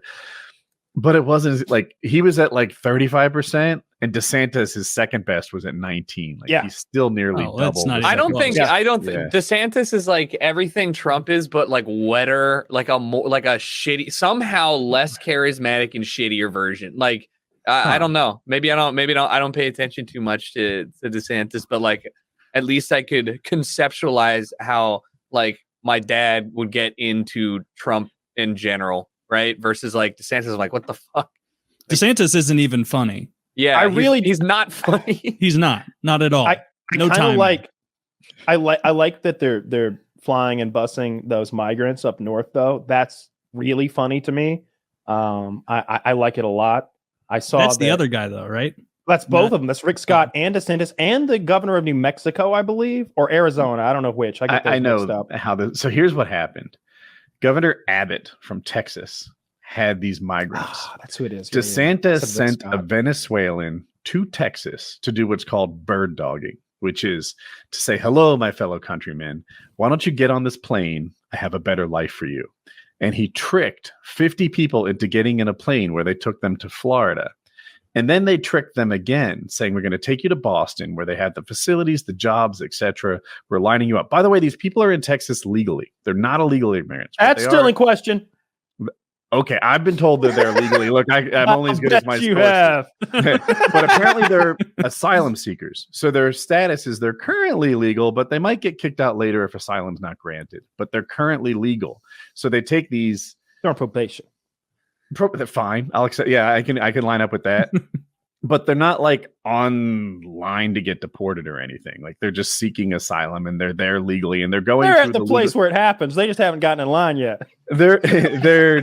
They've seeked asylum. They're going for their stuff. They're not like, it's not like they snuck in and got jobs and living under the radar. That's not what's up. They're there legally trying to. Hopefully the process worked for them. All right. So anyway, they take them from Texas. They put them in Florida. They take them from Florida. They tell them that they're taking them to Boston, but they don't. Instead, they fly them to Martha's Vineyard. Which is a net positive in my head. Like, I think that's a better place to end up. You know? It's very nice. That's where all the rich place people to live. Yeah. Better. Like, you know? Huh. The rich people in Martha's Vineyard got that turned around in no time. They were like, we love immigrants. We love them. I'm told they deported all over in Martha's Vineyard. And they're like, bring in the military and get them out of there. No, I thought that was the Republican governor or whatever. But like, I just think we wanted this for border towns, not our multi-million-dollar mansion neighborhood. Yeah. It depends who you listen to. Like the people. The left is like, look, they greeted them with open arms. They gave them food. They gave them shelter. They gave them the supplies they needed. And then they moved them to a town, which I think was Boston, military still in base, Massachusetts. At first. Say that again? It was a military base at first. They like housed them. They had the National Guard. They got them the fuck out of there. Well, they did get them out, but the left tells the story as then we moved them to a place that was more able to accommodate them instead of this small island with 15,000 people on it that just isn't prepared to receive 50 immigrants. Cool. The right is like, oh, they're these hypocrites. Immediately deported them to somewhere else in the same state. I mean, I said on PKA, and I thought the whole like shipping people around was performative and embarrassing and stupid. Mm-hmm. But like, no, like that point seems salient to me, where a bunch of rich people in Martha's Vineyard who don't actually really connect with the outside world are like, yeah, bring in more people. And then they end up in their neighborhood and immediately, literally the military, the National Guard is called in to remove them. So yeah, that they're right about that. Like that is hypocritical. Like a border town with working class people is better equipped and has more resources to support these people than Martha's Vineyard. Like, there's not a politician for us though. See, what I want is a Florida governor who ships illegals to the north, but via high-speed rail. Okay, high-speed rail. That's how Japan would do it. That's how the Germans would have done it. It wouldn't have costed $50 million or $12 million or however much it cost. So the $12 million I was baffled by that number. Put him on a Greyhound. That's the fund of money he has to keep doing this. I don't know what it costs to send 50 or 80 or whatever he sent. He sent, but that's like a drop in the bucket compared to his $12 million like illegal shooting business. Mm-hmm. He spent something I mean, like $12,000 a person to ship them up there. An outrageous amount, but nothing like the 12 million that is the whole fund. Yeah, he can send 1,000 at that rate. Yeah, yes, you could send 1,000 people to Martha's Vineyard with the money he has set aside for this. Population's only 1,500. So DeSantis is taking it could be 1,600. It's actually 15,000. But we'll arm them. There's no guns up there. So DeSantis is being sued personally for like human trafficking. Well, apparently it's a not clever idea to ship illegal immigrants to like Lawyer Island. We have a bunch of virtue signaling attorneys in Martha's Vineyard now who are defending these poor people. Pro bono, I'm sure. Or what if they charge these poor Venezuelans? All right, what do you guys got? Mr. Goldstein doesn't work for pennies. Give me those teeth. It is a vineyard. There's like a piece of string. Yeah, it is a vineyard. Get to work. These grapes aren't going to pick themselves. Damn it. Yeah, I don't know. I still think it's funny. I don't care that he gets sued. It's not like they're going to lock him up or something. He's going to keep doing it. I think it's funny. I just think it's funny. And I hope it keeps happening. It's the same thing as Trump, right? Like, I just think it's funny. I don't think it matters who the president is really. I think there's enough people who are out there to like, be checks and balances that it really doesn't matter. We're going to get the same bullshit. Where you want to be is like head of the CIA. Yeah, that guy probably gets to make some decisions. Yeah, I don't know. That guy's probably who's running the ship after all. Zach, show us a picture of the head of the CIA. Taylor, can you call him out real quick? If he's fat.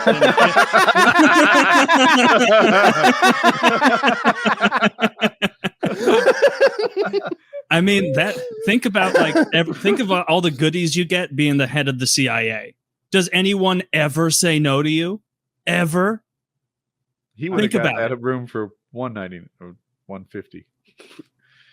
That's that guy owns the hotel.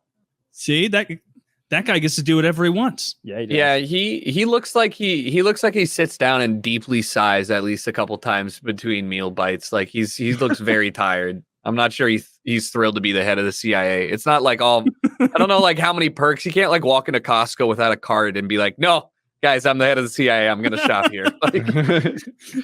I bet that would fall under his purview. I bet he could go and get a $1.50 hot dog. With no membership card? I don't know. If he walks in with a couple guys with earpieces, black sunglasses. I'm sure. Yeah. Oh yeah, I'd be flanked by 8 of those guys 24/7. We don't need to look at him for that long.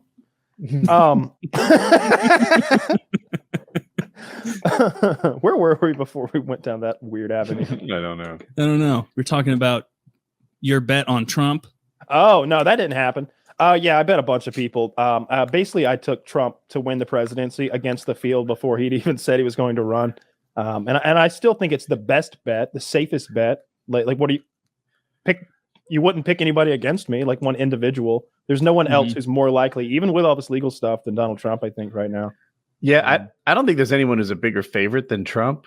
Unless you count the field collectively. The field collectively. The idea of a second person is what he's running against, really. Because, I really think of Biden as a weak candidate at this point. Like, doing it a second time. And we've seen, like, it's difficult for a young man. It was difficult for Obama. It's such a... Although last time he hid in the bunker and he won, maybe he could do that again. Trump beat himself. And I wouldn't be surprised if Trump beat himself again. Like, I think if I gave Trump a mic right now, he'd just talk about me. I won the election. I'm the greatest. I'm uniquely qualified for this job. I'm me. Not a word about what he's going to do for you. Just about the shit he hates and about how people are treating him unfairly. And I don't think that wins elections. I mean, I don't see much from him anymore because he's doing his rallies. He's doing his rallies again. But like the main thing I see from him every time is like the election was a lie. It wasn't true. And it's like you gotta fucking get over it, man. Like you're coming off like a loser.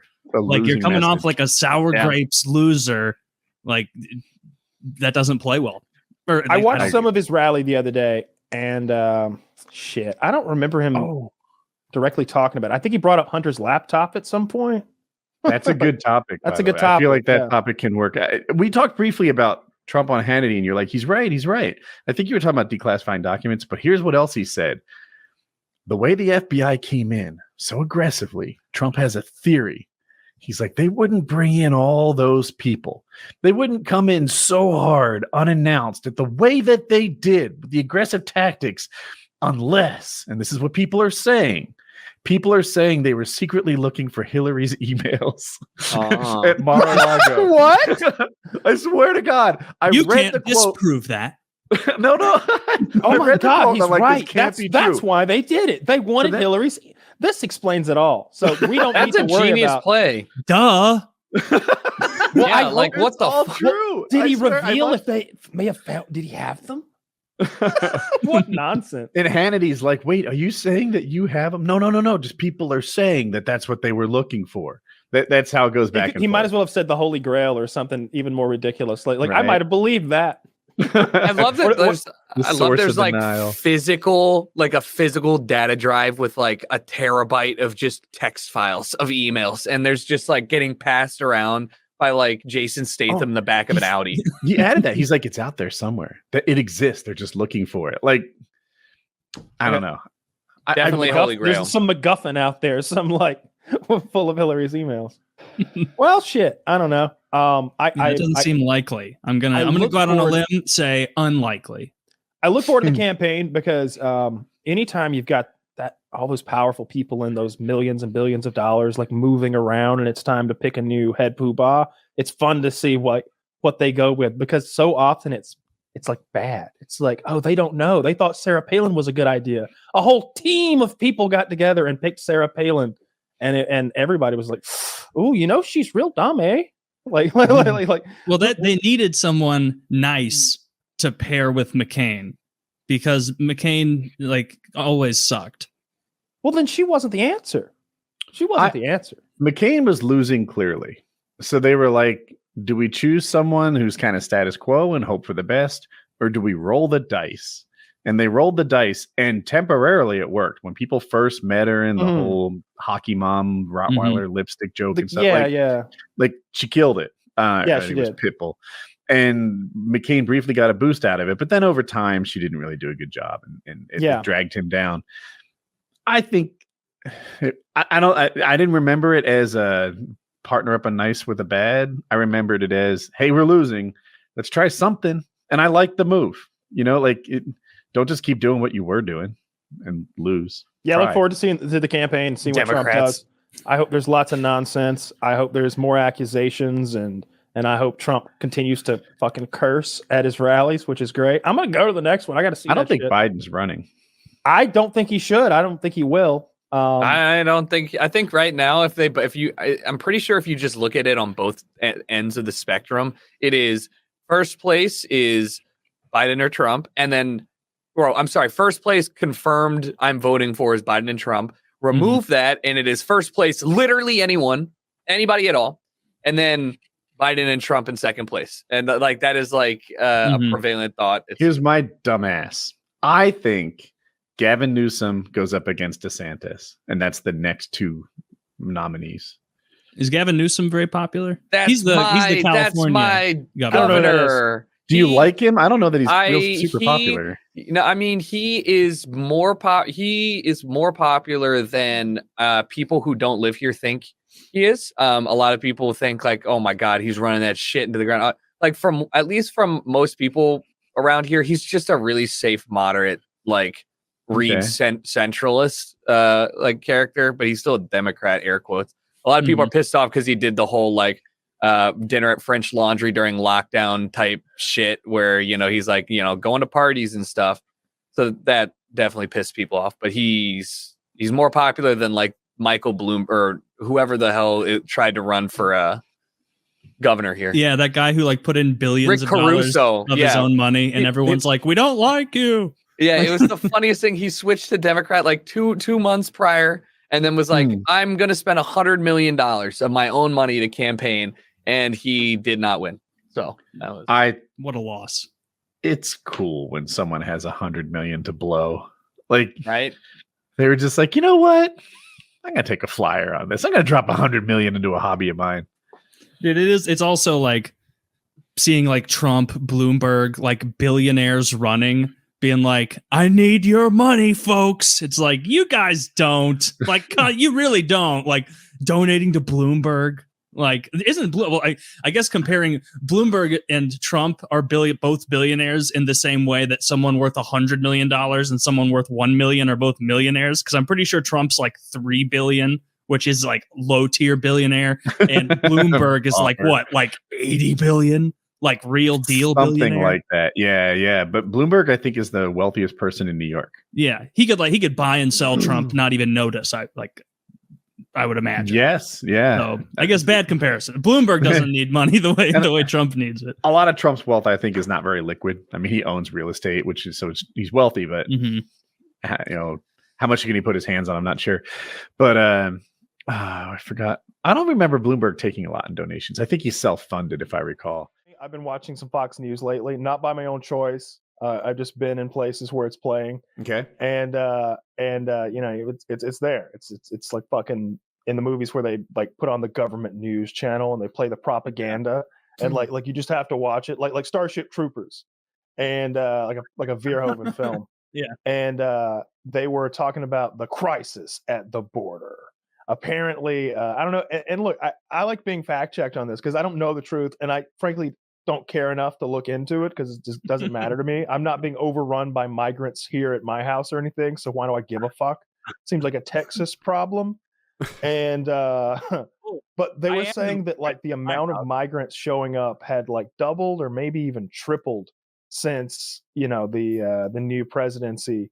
And they show videos of migrant caravans again, which I haven't seen since early in the Trump presidency or something like that. I remember hearing them say that it was going up because one of the things Biden did, I think before he was in office, was saying there'd be a 100-day moratorium on like immigration, deportations, or like arrest, something like that. Arrest. And they found one of these Hondurans, and he was, I don't know where Fox News dug this hombre up, but he was just like, President Biden is going to save us. He is going to give us a house. He is going to give us a job.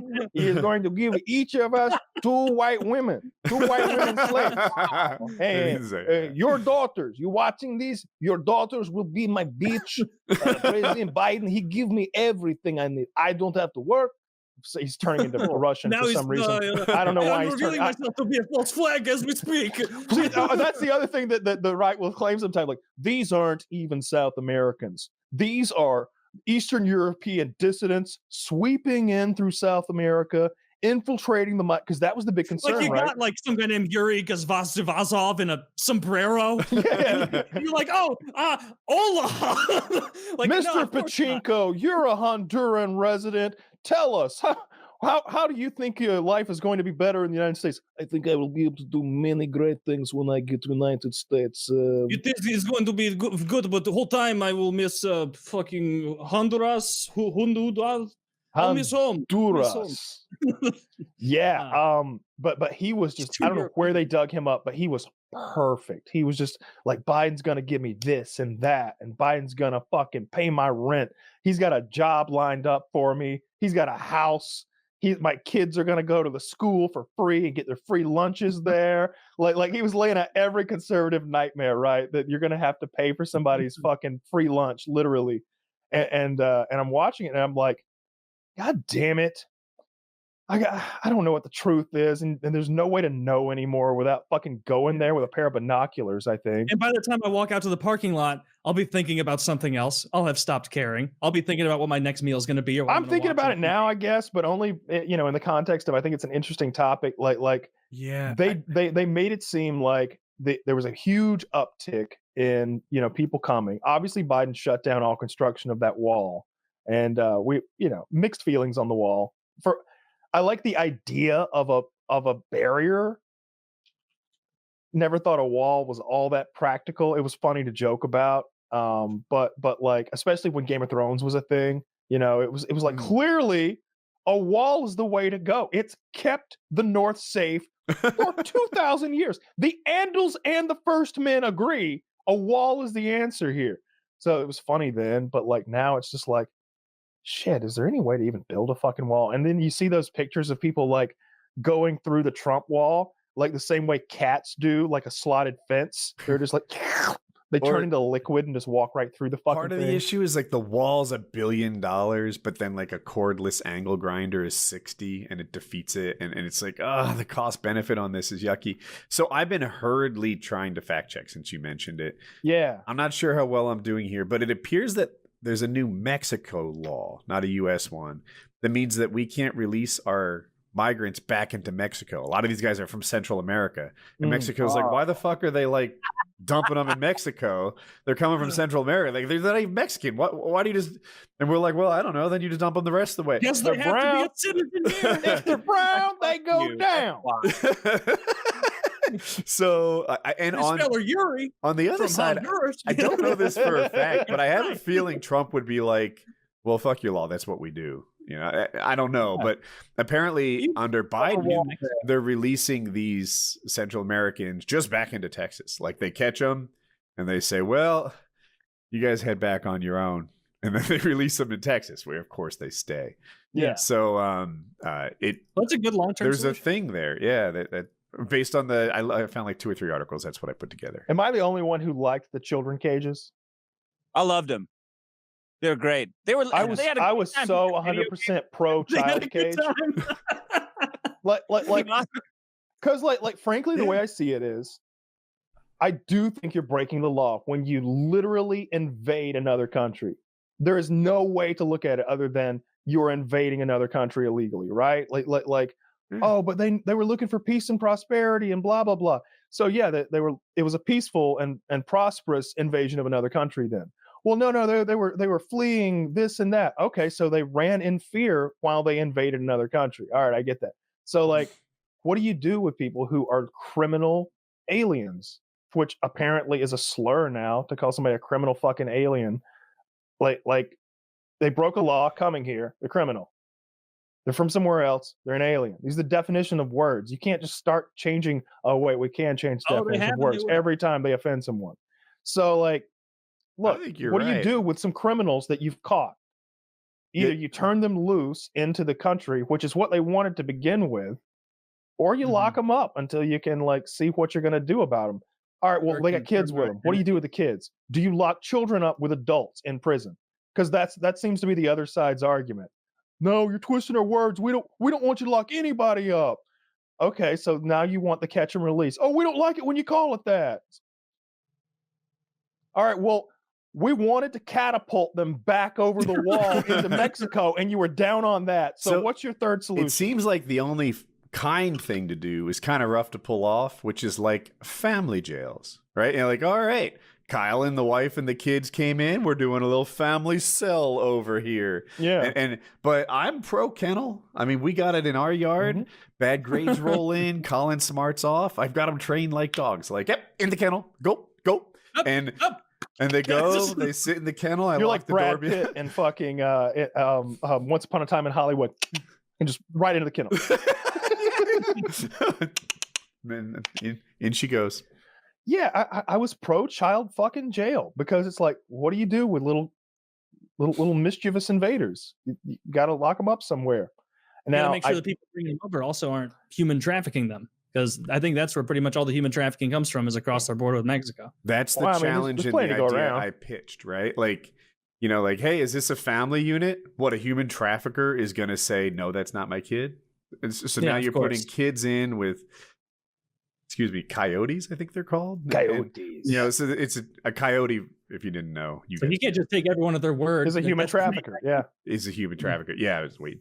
So anyway, these are hard problems, and there's no obvious solution that like works and is humanitarian and is cost effective, and it's why it's not solved. Well, it seems like one side. What would Mexico do if I snuck in there? Like, what would they put me in jail? They'd send you back. They'd sell you souvenirs. They'd sell me to Honduras or Venezuela or something. They'd offer you a whore. That'd be mine in Venezuela. Can you imagine arguing your point? Like, all right, we are sending you to Honduras where you belong. You're like, what? I'm an American. We don't care. Wait, no. Don't do this to me. Mexico? Nobody's gonna fucking check, man. Nobody's gonna know where you are. Have you guys been to Mexico? You ever see the video? The video I saw on Fox News again it looked to me like El Salvadorians and Hondurans and those kind of folks trying to get into Mexico, and they're in a big crowd just walking down the street like it's a parade. Yeah. And they're being whipped like mules in the street, like by riot police. Like they have like these bendy batons that look like what you use to like a racing crop, like a rider's crop. Damn. And they're whipping the piss out of these people, just really giving it to them as hard as they can. And the people are just like, oh God, it hurts. Prosperity's hard. And it's like, wasn't there a legal way to get in? Like, can't you apply for this shit? Like I know plenty of people who have, I don't know, like my friends from Australia and New Zealand are talking about like, yeah, I want to do a US trip. And I'm thinking in my head, I bet they're not going to run a gauntlet of writing crops to get here. like they're gonna file some paperwork. Yeah. Yeah, it seems like, I wonder if it's hard to get, obviously it's hard to get a citizenship. That's not what I'm talking about. I'm talking about overstaying a visa, right? Like I went to Japan. I had to get a visa or something. I had to get some sort of paperwork. If I had just stayed, I'd have become an illegal alien after it wore out. Mm-hmm. But isn't that easy? Isn't that a nice way to get into the country? There were no riding crops. I like that. That can't work. Because then you can't, if you can't get hired, I mean, you have no paperwork to get hired. You can't file your taxes. I'm pretty sure the croppies don't have paperwork either. I'm just saying, like, if you're going to invade a country, get a visa and stay too long. Yeah. That's the easiest way to do it. That's how white people do it. I think that is the most of the illegal immigration is overstayed visas. That's how like so many was a Canadians do it. That's how like so many like Europeans do it. They just overstay their visas. And you see it in like movies and fiction all the time when they're like having a real hard time with someone who's like an Aussie or a Brit or something, and they discover, he overstayed his visa. We can kick him out for fuck all. We got him now, boys. It's like, yeah, that's kind of how it works. I feel like you could do that with like neighborly disputes. Like, you know, your tree has fallen on my fence. And it's like, well, fuck, it sounds like a you problem if it's your fence. Well, we'll see what INS thinks. Yeah. I think you're looking at this in the wrong light. The reality is the U.S. was built on slave labor, and it continues to exist on slave labor. Mm-hmm. And our system is set up perfectly so that we can continually drag slave labor into the system and turn everyone into slaves. Meanwhile, guys like us can treat the problem like it's complicated and debate it and talk about it all day while we are while everyone in the country is depressed into slavery. I have a question. I have an idea, and I'm thank you. You really helped. You've led me down a bright white path of glory here. You've illuminated me. Okay. How about we set up a system where if you want to be a citizen, you become an indentured laborer for a certain amount of time for a major corporation. Okay. Oh, yeah. You go work in an Amazon sweat factory, and you know they're always complaining. Oh, these guys don't get to take piss breaks. You think fucking Javier from Honduras cares about a piss break? He's been pissing in a jug for weeks, walking across the Mojave. All right, he don't give a fuck. He's just happy to be indoors. Doesn't this continue to fuck the middle class with increased immigration causing stagnation of wages? No, they're already slaves. That's the best part. They have no more income. No. You get paid in Amazon gift cards from the government. Yeah. So your income goes to boosting real estate. So this is purely a middle class booster, Taylor. Okay. Don't imagine that Amazon is getting free labor. Amazon has to pay the same hourly wage, the same healthcare benefits. One of their employees just gets to not come to work for 3 days a week. It's like, all right, Mike, here's your servant Javier. He fills in for you on Mondays, Wednesdays, and Fridays. Enjoy the 4-day weekend and your continued health benefits. I feel like if Mike is ambitious, if Mike is an entrepreneur, a thinker, he should be outsourcing his job, right? Mike earns the job, Mike gets hired, and then he just gets Javier to do it. Yeah, he has Javier, and then the government handles all of that. This way, Mike can become an entrepreneur if he wants. He can start his own business, get himself a whole bunch of other indentured.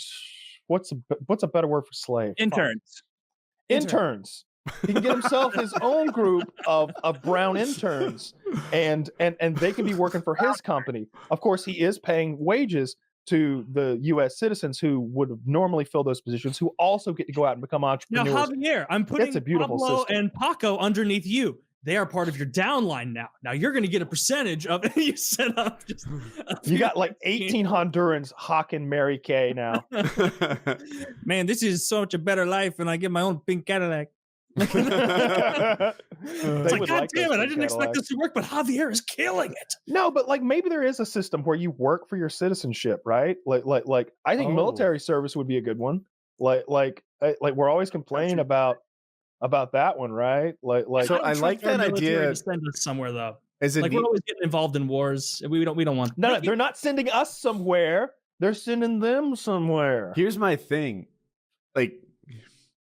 A volunteer army should have motivated people in it, though, right? Like, so let's say I'm a volunteer soldier, right? I'm a regular American. My dad was a soldier. My grandfather was a soldier. Now I'm a soldier. And you stick me with, like, some scripted almost guy. Oh, they get their own squads. No, you just got to make sure they're worth it. That's all, right? Like I've heard that the volunteer guys in Vietnam didn't really like working with the drafted people in Vietnam because they had a different mindset towards the war. So that I'm just trying to apply that to this. Could that have gone better or worse if we had done these changes? How would Vietnam? It would have gone better if we bombed the North. God damn it! Yeah. We didn't bomb North Vietnam. No. Am I stupid? I thought we bombed them all the time, and we drove by with helicopters. Oh, the cities where they were getting all their weaponry and where they were storing everything, and where they actually were, rather than trying to hit a bunch of ants walking down in a jungle path somewhere. Mm-hmm. It was pretty funny though when he started talking about the Haitian migrants eating dogs and cats. I mean, I don't think that helped his case though. Like everyone is just it's memeable now. Are they? No. Probably not. If they were, it's like a very fringe case. There's this town in Ohio that has like 60,000. Like a cannibalism roving gang problem within the last calendar year.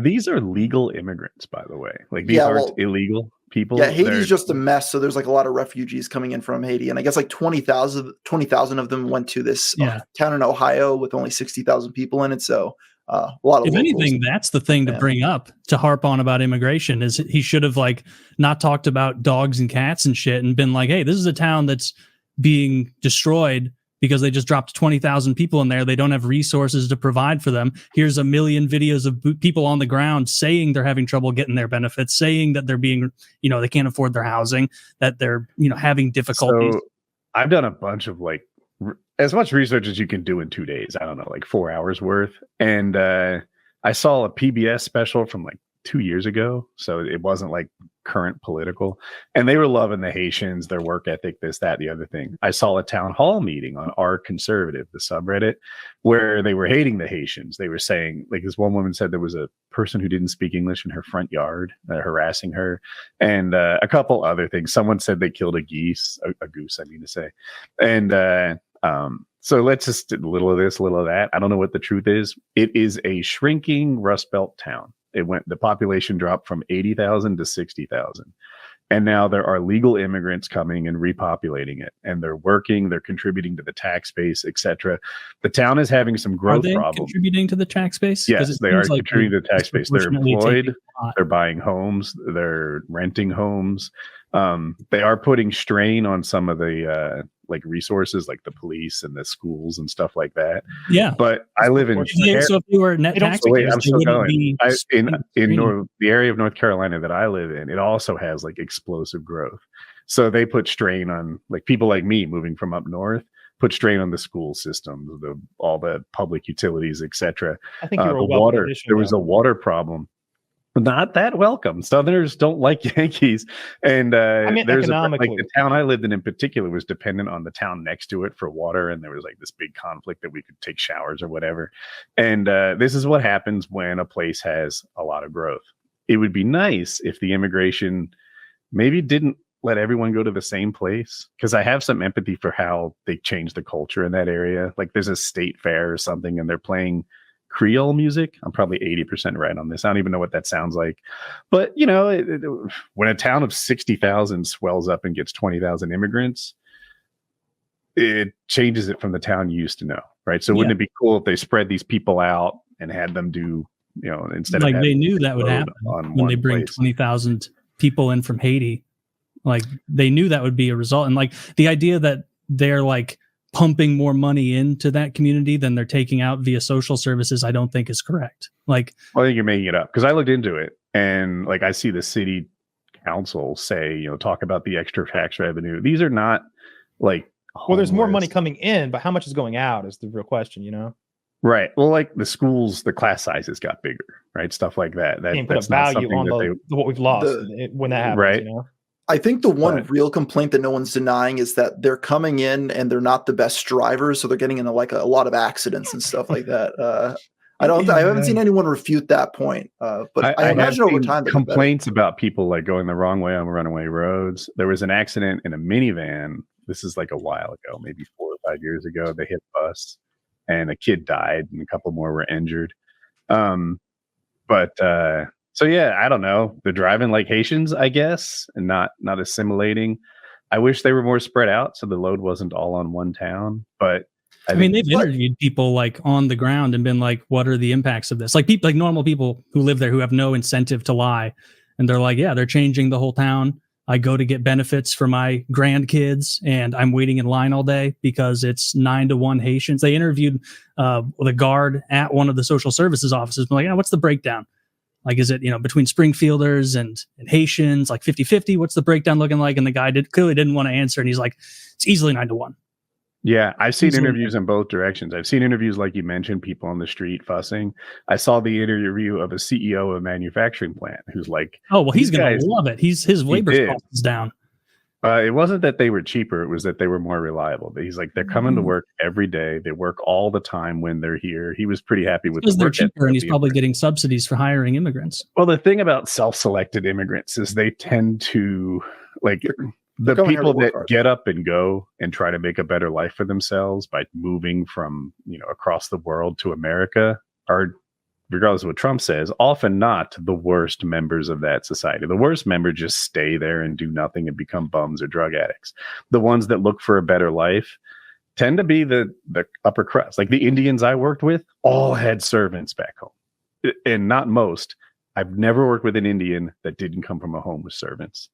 And this is the kind of family that like tries to make a better life for themselves. I think importing 20,000 Haitians into an Ohio town with 60,000 people is a huge negative for the people that live there. So I agree. I like, so with H-1B visas, if you don't know how that works, they have to have a special skill set. They're a little loose on that. And they only are allowed to stay here on that visa if they keep their job. Like, we brought you in here to do this job in our country. It's less, I think, 7 years. And during that 7 years, hopefully they get a green card or something or go back. Or an anchor baby. Sure. I don't think that works, but I don't know. In any case, I was trying to thought with the anchor baby thing. So what I'm saying is, like, there is a precedent for sort of an assigned sort of immigration. Like, oh, you're coming here because you can fill this job at this place and do this thing. Why don't we do that with more immigrants? Like, you know what? Springfield's full. If you want to come here from Haiti, you need to be, fill up some other particular job and have some particular role instead of like taking over a town and making it yours. It's because like it's clearly an instance of something that the people there don't want it. And so why should it be done to them? It's whenever I see some people on the ground being interviewed about it, it seems like lower class white people are the ones that have the biggest issue because they're probably used to paying $700 a month for rent. And then these guys come in and, they all split a house and, the price goes up to, $800, $900, $1,000. And, for a high upper middle class white person, it's probably not that big of a deal. Oh, we get Haitian food. But for someone that's lower class, waiting in a longer line to get your government assistance or having to pay an extra $150 a month for rent, that's a massive blow. And if there are legitimate complaints of Haitians moving to Springfield, Ohio, they were lost by former President Fuckface saying they're eating your cats and dogs. And now it's become a meme because he can't make articulate points like a normal person. He has to lie and exaggerate. And that's all people heard. Well, yeah, I was cracking up during that just because he says that. And I know because I'm on Twitter what he's talking about. But like the average Fox News viewer or something probably has no idea what he's rambling on there. He just Twitter brain was apparent the entire interview. Like the lies that he was telling are only it's bullshit that you hear on Twitter. And the moderators were fact checking along the way, and it made him look bad. He said that he won the 2020 election, and they fact checked him on 3 things. There was the eating people's cats, winning the 2020 election, and a third one I can't recall off the top of my head. But they were the most egregious. Was it killing babies 6 months after birth? It was killing babies after they were born was the other one they fact checked. Yeah, they said that's not legal in any state.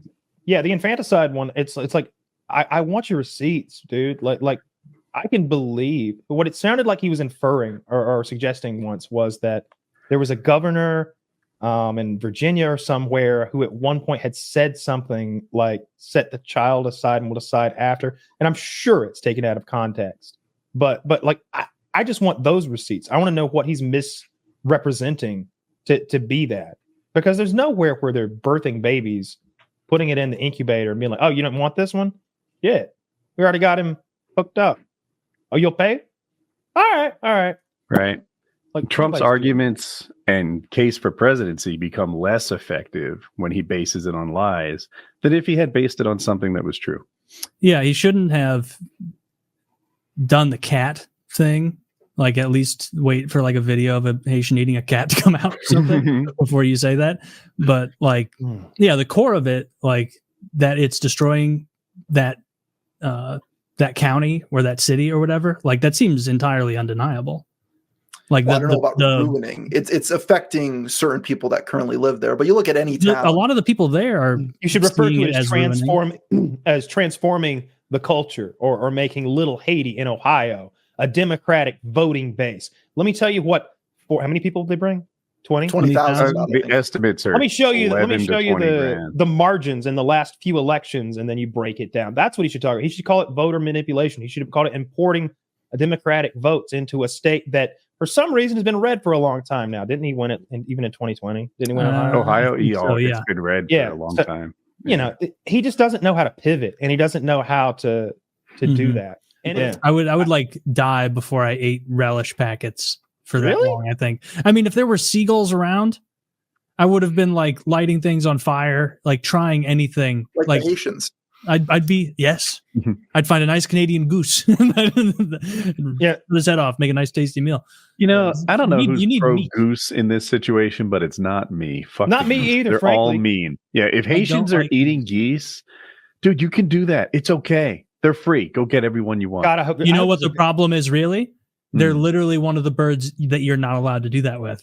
There's a whole bunch of like animal protection agencies and like the EPA are like, oh, we can't. Oh, Canadian Taylor and his big so government pro geese agenda is those bullshit. Are federally protected. No, I'm coming down against it. I want us to wage war on these Canadian geese. They're so uppity. They know what they can do whatever they want. Taylor rubs Vaseline on their eggs when he finds them.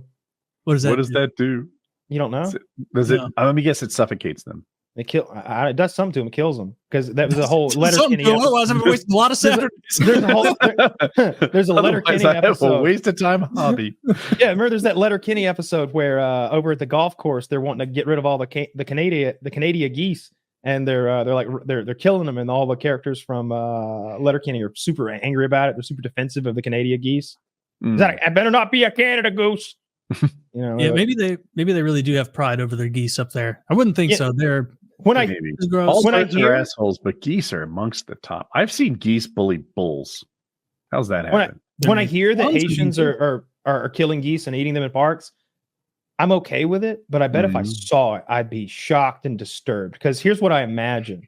I imagine that we're all having a normal white people day at the park with like picnic baskets and shit, right? And then we glance over and there's a bunch of dudes that sound French but don't look it. And they're beating a goose to death with a club.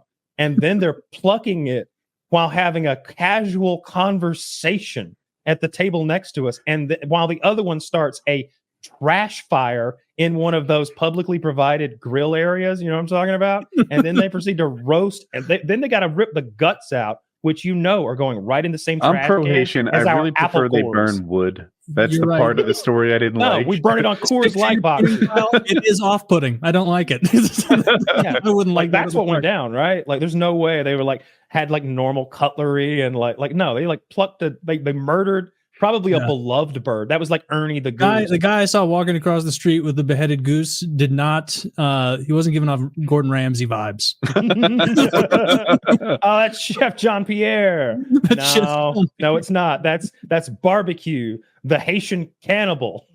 Yes. He escaped. He's going to remember that, right? Like, I'm not making that up. There was a Haitian warlord cannibal. There was.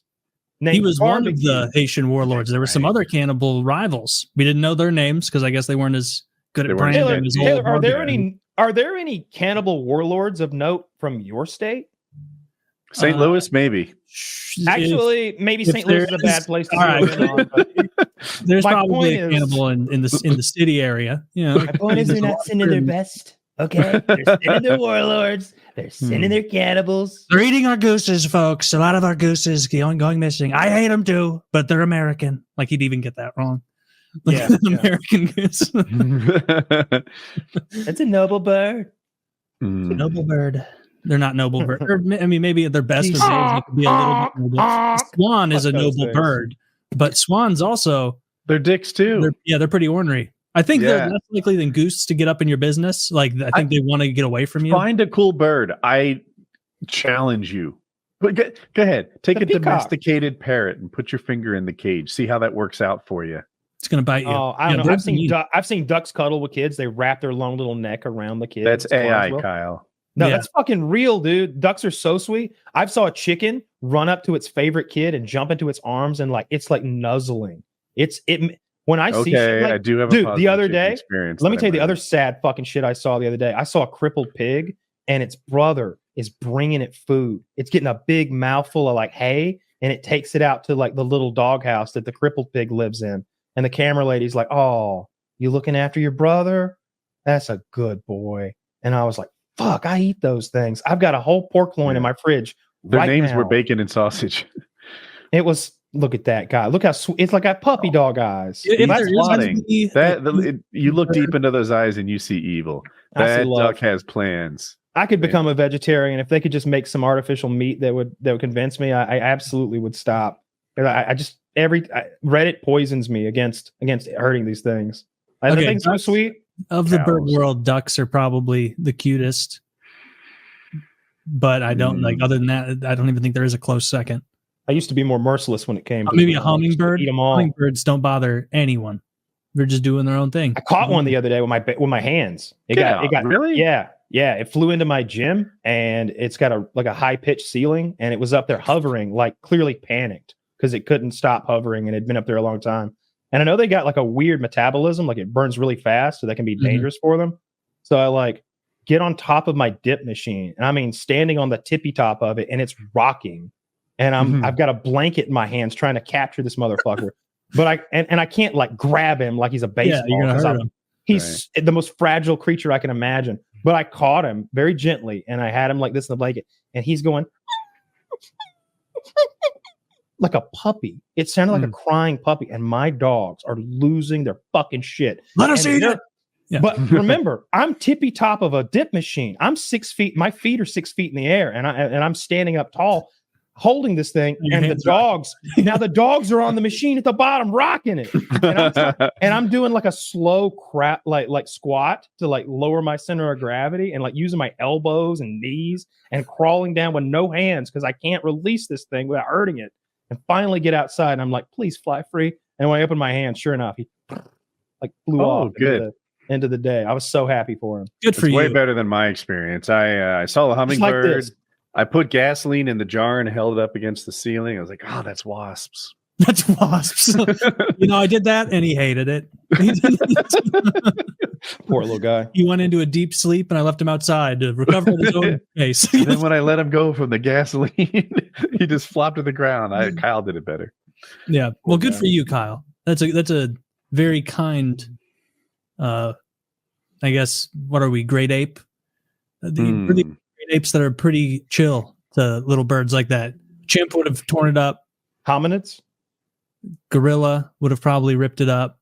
Oh, any of those things. That's a great Family Guy bit, by the way. There's a gorilla petting a kitten, and Lois walks up and she's like, "Oh, isn't that cute?" And Peter's like, yeah, it took a while, but he stopped tearing them in half. Yeah, they pan over and there's a huge pile of kittens torn in half. It's kind of the same as that Chappelle joke where he's like got the monkey and he's like, you want to go out tonight? Nah, ninja. Staying home with my monkey. Yeah. He taught the monkey to suck dick. He's like, you know how long it took me to suck dick without peeling it first?